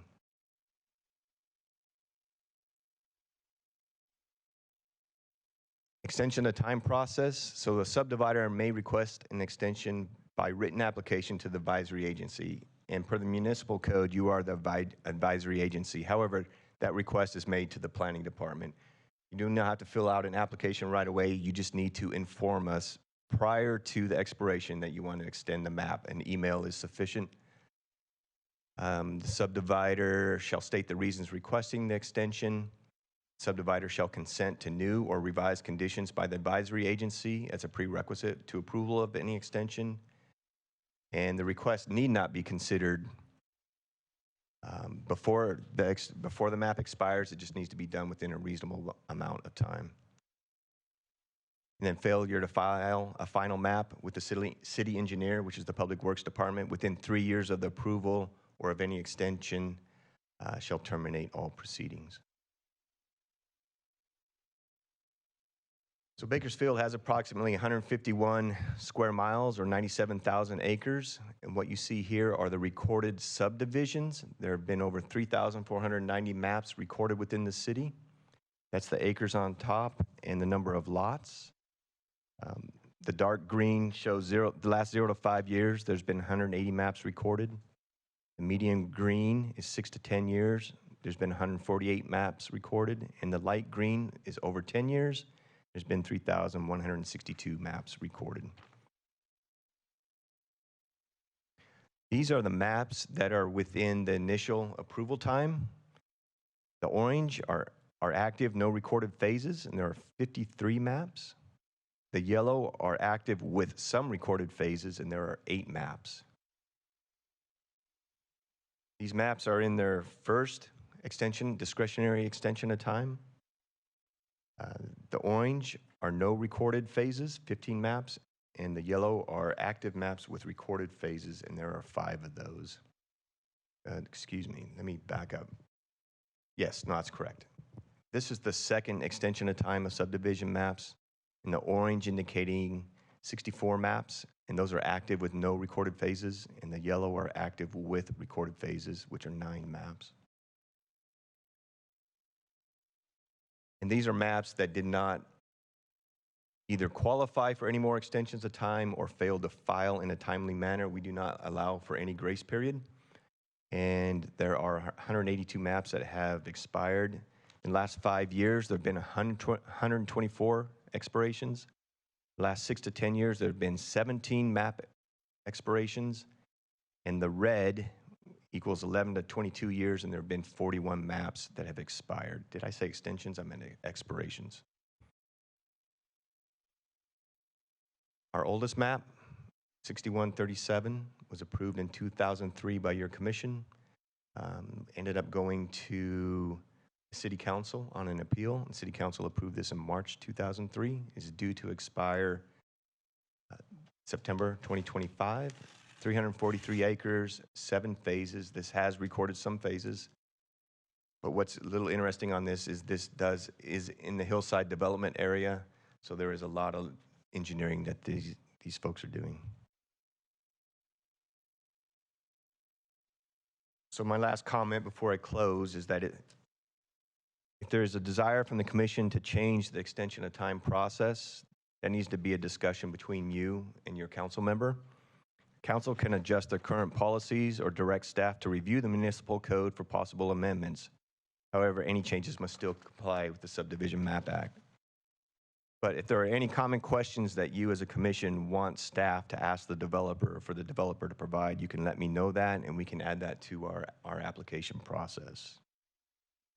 So with that, that completes my presentation, and I would note that there are various folks in the audience. Mr. Domachowski is here. Who can also speak if you have questions of him. That completes my presentation. Thank you so much. That was really informative. Commissioner Neal? Couple of questions / opportunities that I saw here, and I am one that comments a lot on how old these maps are and how we're rubber stamping, and it seems like we have to sometimes, these extensions. First question is, can any of the periods for extension, do any of them run concurrently? Because in the diagram you had that showed 26 years, none of those were running concurrently, that calculation of up to 26 years. They run consecutively, meaning like the legislative extensions, there may be maps that are still in one of the assembly bill extensions. A new assembly bill comes forward and they still have a year left in that first extension, and they get 2 more on top of that, not consecutively, concurrently, excuse me. Got it, darn it. All right, the other question was, in one of your slides, you said that as a part of the extensions, we have the opportunity to, that the developer must consent to new or revised conditions. And I feel like that is an opportunity for us. So I'm just wondering, I'd want to hear more about that. This is straight out of the municipal code, and it specifically says that the subdivider shall consent to new or revised conditions by the advisory agency as a prerequisite to approval of any extension. So, and I think we've been operating under the premise, mistake me if I'm wrong, because I've only been here for a year, that once they have the map approved and they're extending it, if it's a discretionary extension, we're not in a position to, or if it's just a really old map, to place additional conditions. But it sounds like the municipal code says that we can. However, if it's a vesting map, they are entitled to the development standards at that time. So some vesting maps, they're entitled to the fees and the development standards at that time, unless, of course, the development standards are now a safety issue. But there are legal aspects about you revising or adding conditions or revising conditions that would impact, like you cannot say you need to develop this to today's standard if it was approved as a vesting tentative map. Does that Yeah. make sense? As opposed to being approved as a what As map? just a tentative map. Got it. Okay. If they're vesting, then they're vested with that time of approval. Okay. And- How many of just how many of the maps are vesting versus? If I had to guess, 99.9. I thought so. Okay. Thank you. Commissioner Coleman. Thank you, Chair Bashirtash. My question was very much online with Commissioner Neal's, and back to this extension of time process slide, because that's the first I heard too, that there may be some opportunity to have some additional requirements for approval. So if you have a vested tentative map, what does that paragraph really say then? Are there some prerequisites that we can apply that, or can we not apply any? Yeah, I can get back with you on that, Commissioner Coleman. Typically, our conditions are based on development standards. At the time, we don't necessarily have conditions on a map that says, landscaping, you should put in so many amount of trees. Our conditions are really geared towards just the subdivision, and then the development will have to comply. A lot of times, the development will have to comply with current standards, but the conditions on a map are generally, if it's vested, there's probably little opportunity to change those conditions. I would have to go back and look at some of the conditions that we have on the maps, though. One of the frustrations I have had is that I get it, the state came along and gave some additional extensions of time. It's frustrating, but we don't have any control of that, so, it is what it is. But we have developers coming through for their second extension of time, which gives them 3 more years, where they've not done any work yet. And so it's almost feasibly impossible to complete that development, to get that map recorded in the next 36 months. So is there any way that we can require some, pre-development activity?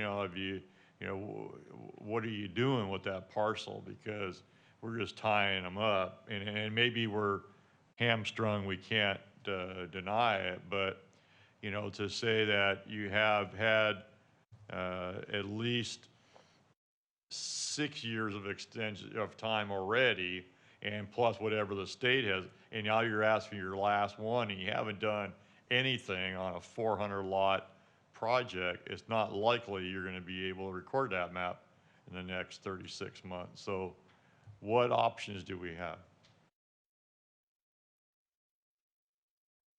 I suppose you could not approve the extension of time. I'm not sure that you can legally, and Biddy can answer, but I'm not sure that you can legally require a developer to pull a grading permit and start grading lots. Again, some of these items here are reasons for requesting extensions of time are sometimes beyond their control. And I would second Director Johnson's comment. We cannot force them to start building. The extensions of time are discretionary. However, as you all are aware, the City Council has a policy that we push them through. You always have the option again to deny it, but ultimately it would go to the City Council for their final decision. And speaking on timing, Commissioner Coleman, again, maybe Mr. Domachowski can provide a little bit more background on some of the delay reasons why. It's up to your commission. I was going to ask him next, so thank you. Thank you, Commissioners. Again, Dave Domachowski with the Home Builders Association. I sense frustration that Commissioner Coleman is expressing again tonight about why the long delays, and do we have a developer that simply can't perform? And I understand that frustration. But I think September 15th, 2008, was the beginning of the most turbulent period in home building history in California. That was the day that Lehman Brothers declared bankruptcy, and it dragged the whole country into an extended recession.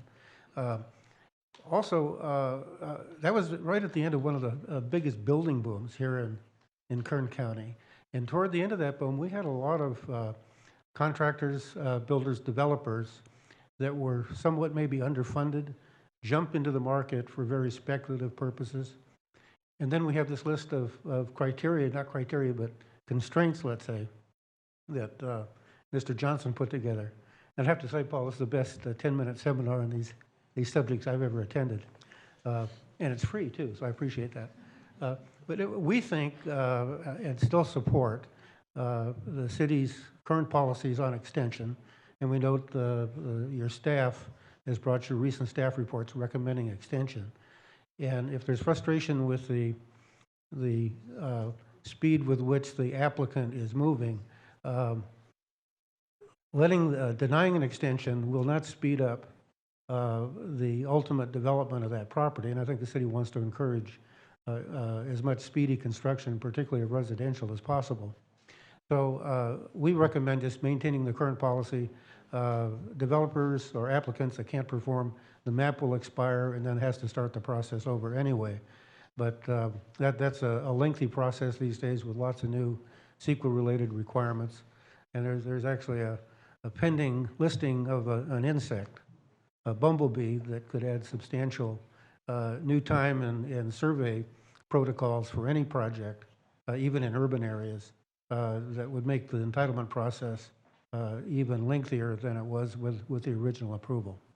So that's kind of our take on it, and appreciate the opportunity to share our thoughts, understand your frustrations, but that's where we stand.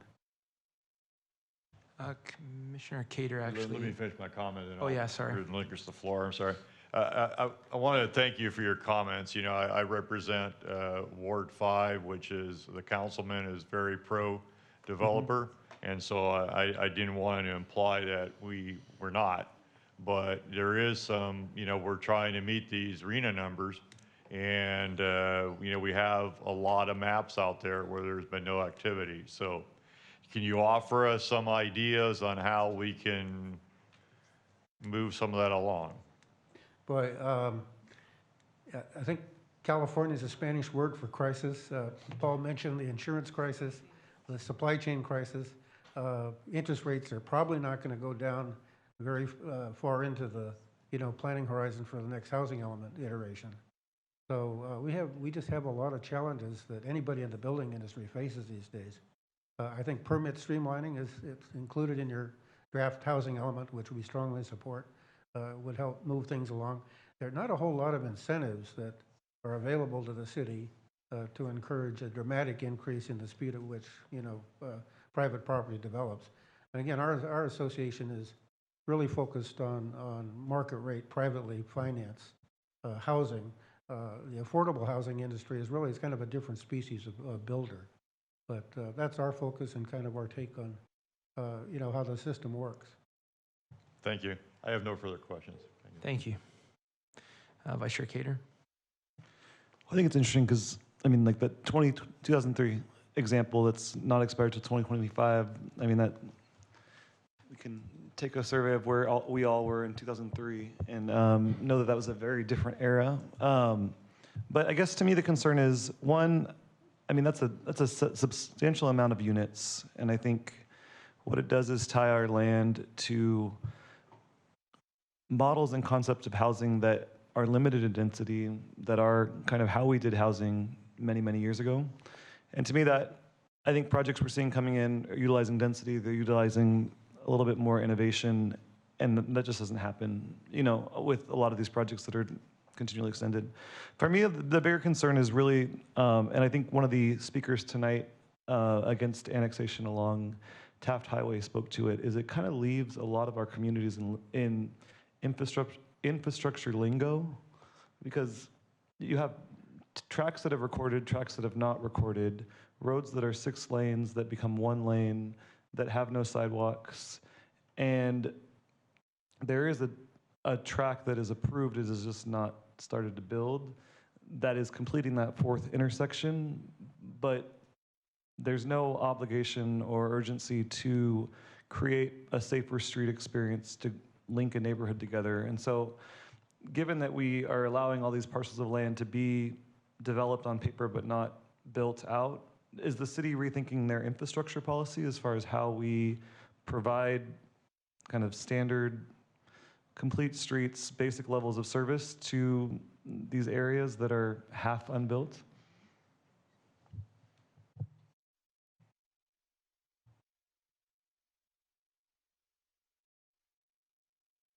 Councilmember,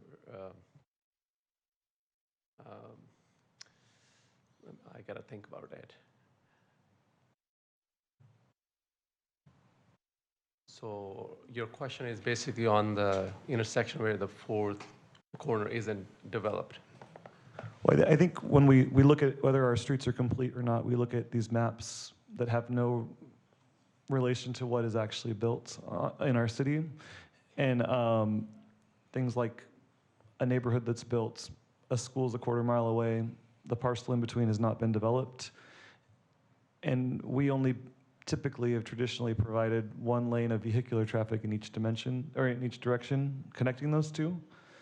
And so seeing that the reality is that we want to encourage developers, we want to encourage development to move forward when feasible, given, when you mentioned the housing crisis, I thought about how many crises have been occurring since 2008. And, you know, so being sensitive to developers, I was just curious from a road perspective and an infrastructure, you know, if this is the reality of the landscape of many quadrants of our city, what are we doing to make the in-between more livable? Typically, we just have required the developers to construct their frontages only unless there's a school. We do require them to put some kind of temporary AC asphalt to have some kind of connection. Is that a policy that is being considered, you know, as we look to this being the reality of our neighborhoods for the foreseeable future? Yes. Curious. Okay, just curious. Thank you. Commissioner Neal. My question was for the Home Builders Association. Hi. So, you know, I hate to say this, but, you know, when someone holds on to a map for 20 years in the state of California where property prices are just continuing to ascend astronomically, it makes me wonder if the development hasn't happened because folks are wanting to hold on to it as long as possible and sell it. And I just don't know, I mean, you're representing your organization. I'm just wondering what the philosophy is on such a practice, because it is holding the city back. Well, yeah, I think you're referring to kind of the speculator as opposed to the production builders. Holding land is not an easy process for a production builder. And I think we're fortunate to have some fairly large master plan communities in Bakersfield. Bolt House, Castle and Cook. Lennar has a lot of land holdings in the area. And one advantage you do have with the larger builder members who are members of our association is they can control the phasing of things. I think that's one of the hardest things that municipalities, particularly older communities, have to face. They really don't have a mechanism for forcing, you know, logical phasing of particularly infrastructure without developer input. And so I had experience working for two very large landowners, the Irvine Company and Tejon Ranch Company. And when you have a large landowner, they can control the phasing and the logical extension of infrastructure, which the cities simply don't have the legal authority to do. So I can't say our association typically does not include builders who are speculative investors. All of our members really want to build and are looking forward to working with the city as a partner in implementing your ambitious housing element goals. Thank you. I hope that helps. Thank you, yes.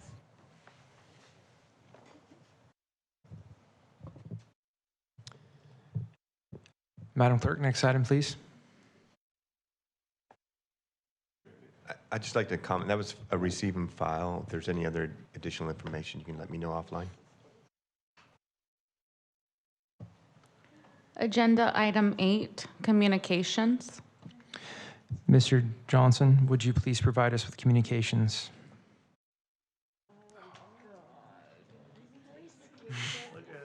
There will be a meeting in 2 weeks.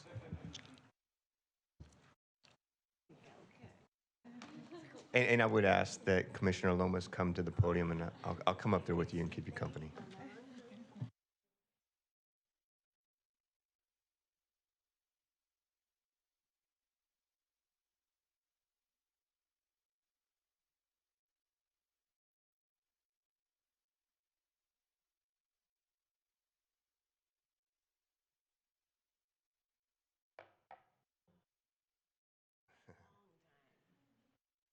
So I would note, when I was trying to do this slideshow presentation, when you Google Barbara Lomas, City of Bakersfield, anything, you only get one picture, and that's it. That's all you get. So she kept a low profile. Fortunately, though, there is YouTube, and these are on YouTube, so that's a good thing. So many may not know, she actually, her first term or first appointment, whatever you want to call it, was in 2003 to 2007 by Mark Salvaggio, representing Ward 7. And then due to an unfortunate reason, and not for us, she came back and was reappointed in September 2010, and going to August 23rd now, and she was under, at that time, Council Member Couch and Councilmember Smith. And because she couldn't stay away, she was also appointed to the Board of Building Appeals in March 2010, by that time, Councilmember Scrivener. I'm going to kind of go back and forth, but in 2010, your second time here, your first item was a general plan amendment to the circulation element of the general plan, and it was to incorporate additional language to the freeway section by adding text for the beltway system. And if you were to stay here longer, you'd be able to make it to these meetings even quicker. So feel free to come back anytime. But a lot has changed over the years. I would note in 2003, Apple launched iTunes with 200,000 songs.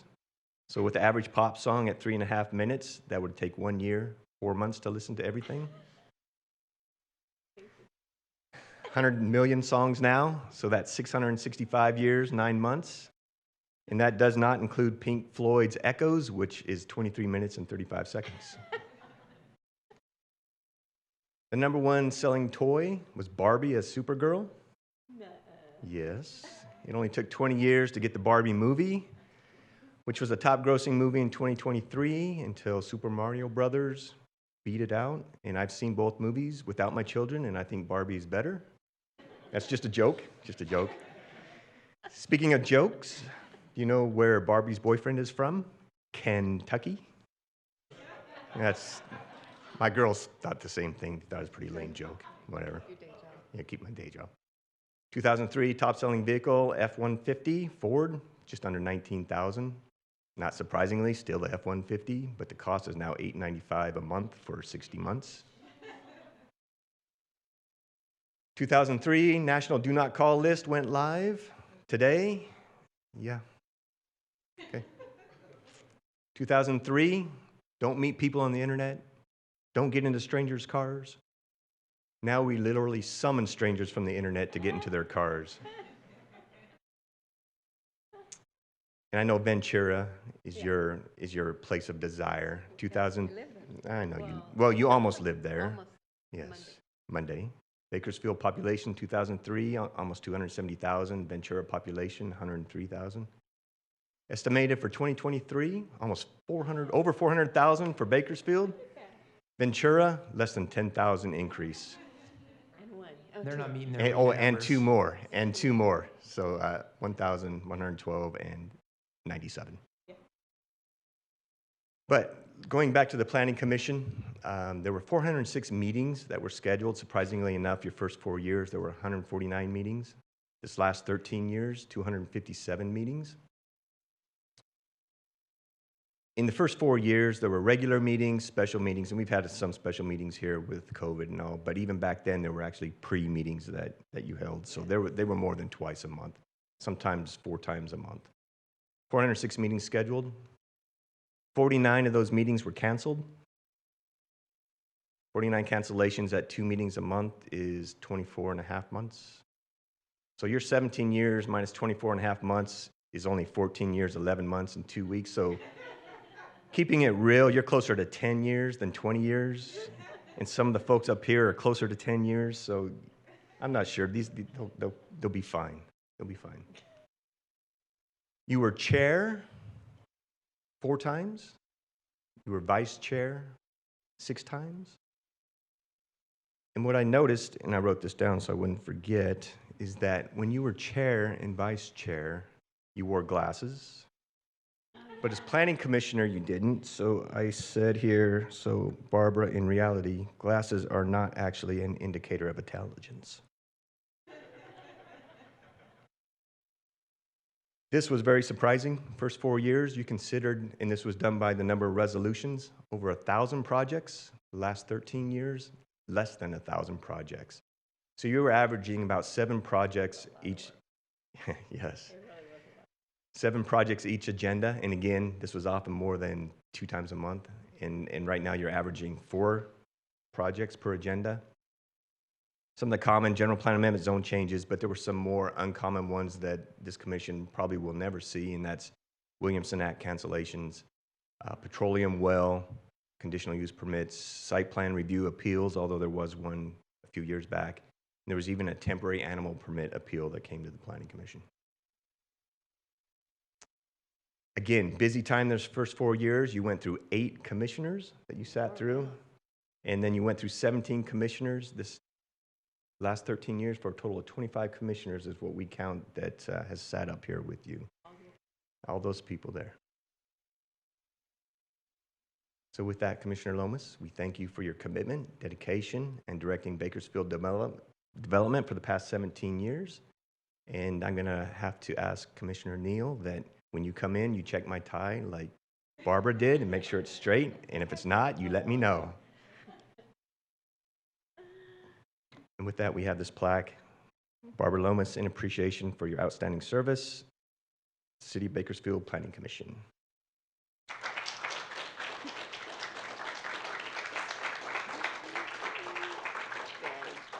We have one more. I'll let you go up. Well, I'll have you stay here. I'll have you stay here. We have one more presentation for you, and then you can go up and you can speak from up there, unless you'd like to speak from here.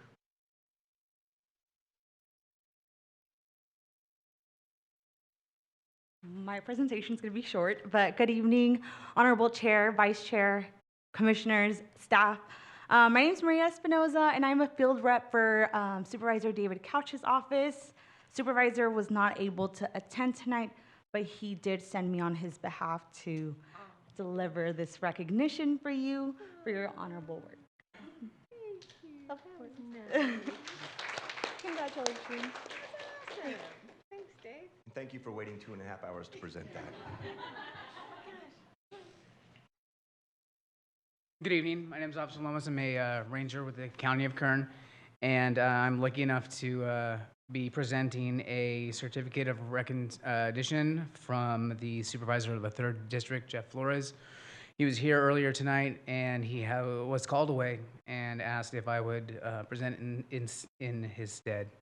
So I just wanted to congratulate you on your 20-plus years of service, and part of the reason I have gone into public service is being forced as a child to sit in the back and watch these meetings. As a result, I know what R1, M2, I can't believe I know this stuff, but I've gleaned a appreciation for the process and of law and order, and you are a giant piece of that. So personally and on behalf of Supervisor Jeff Flores from the 3rd District of the County of Kern, we want to present you with this certificate of recognition for your 20-plus years of service.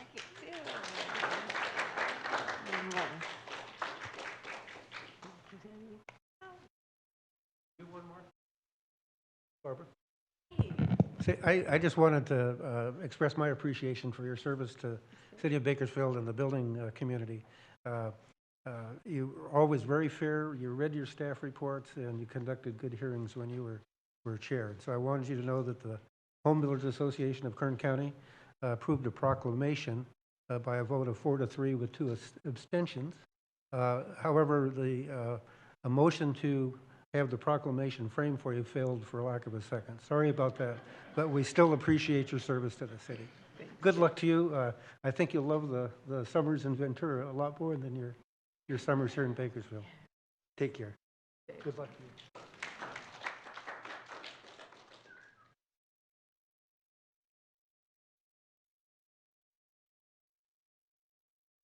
So again, just as the last comment under communications, we will have a meeting on September 7th, at which time we are tentatively scheduled to consider certifying an environmental impact report for the VA clinic. Can we speak to Mr. Lomas? Yeah. Sorry about that. Let me enable that.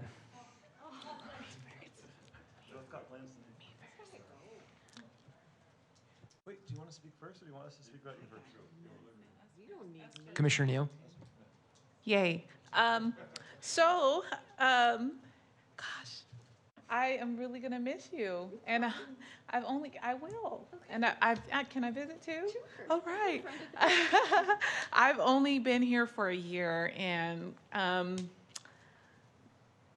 Commissioner Lomas has been like a mom for me on commission because of my bubbly, outgoing, and very bold personality. I think somebody sat her next to me to keep me chained to my chair. But she really has taught me a lot in just little whispers or notes in just the year that I've been here. And I just want to say I really appreciate that. One of the things you didn't teach me is that I could be saving my $45 a night that I pay for childcare when I'm here by sitting my son in the back. So I just learned that from your son. I'm definitely, no, he's not big enough. He'll be 4 in 2 months. But I just want to say thank you for your service, and thank you for being so kind and open to me. We don't always agree on everything, but you've just been really kind, generous, and caring towards me, and I wish that I had more time to serve with you. Commissioner Coleman? Thank you, Chair. First thing I wanted to say that I saw the slides there at 2003, and they were still working on that Highway 5899 connector back then, and they're still working on it now. So I just wanted to make that comment. But I did want to also comment that it was 108 degrees today in Bakersfield, and it was 70 degrees in Ventura. So we kind of get it. But I wanted to thank you for your mentorship over the years. You've been kind of a guidepost for some of us, me especially. Your history with the board has helped, the commission has helped a lot in helping us. You encourage us to, not only encourage us, but kind of call us out to read those things that come out to us and do some research ahead of time. I remember the first time that you drove it clear to me was a project out on Highway 178 going out towards the golf course out that way. And some neighbors were here to talk about that they didn't want the zone change for a particular project to be R2 because they didn't want the usual things that people complain about. It's going to create crime, whatever. But one of their arguments was that, well, I use that land right now to ride my motorcycle on, and my kids play on that lot. And it was like, well, it's not your lot to play on. But what you did was had staff blow the map up because we were focused on, all of us were looking at real closely at that map. But when you zoom out, you see that all the rest of the lots had already been approved for R2, and there's going to be 1,000 of those things. And so And I missed that in my study of the project. So it kind of drove it home for me that I needed to do a better job of preparing for these meetings. And so I appreciate the things that you've done to make me a better commissioner. And I appreciate that you take time to talk to all the new commissioners and assist them. And I think you're a very genuine, caring person. And so I will say to you that thank you, and I will miss you here. Commissioner Carr. Man, I feel cheated. They told me that anything I need, just ask you for help. And then you were leaving so soon. But congratulations, and I'm happy for you. Looking at Ventura stats, they need you out there. You need some work to do out there, probably. But congratulations and best of luck.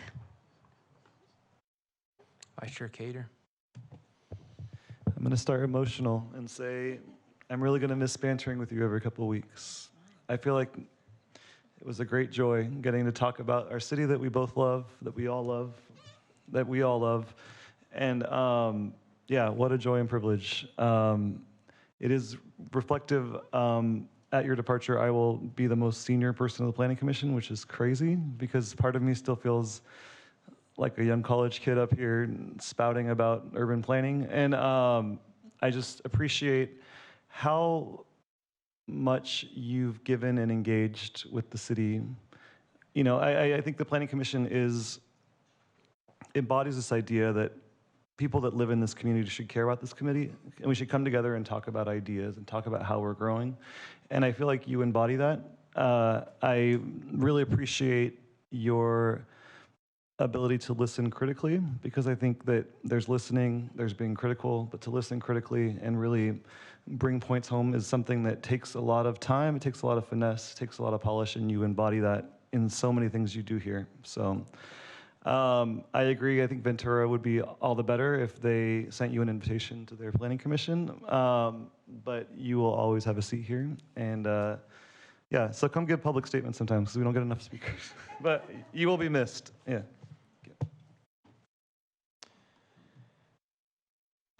I would just like to note, so that I don't get emotional about this microphone is covered in some type of animal hair, and it's really gross. And I've been worried about it all day, getting my face close to it, because I have this mustache. It just, so now that the emotional well is kind of gone and smiling, you've taught me to look at things differently, how to ask different and better questions. We are definitely suffering a great loss at you leaving us. It's a tough seat to fill. You've made this, helped assist to make this city a better place. And I definitely will be lifelong grateful for everything that you helped me to learn, all the wisdom and support. And I appreciate you, and you will hold a special place in my heart. So thank you. Thank you.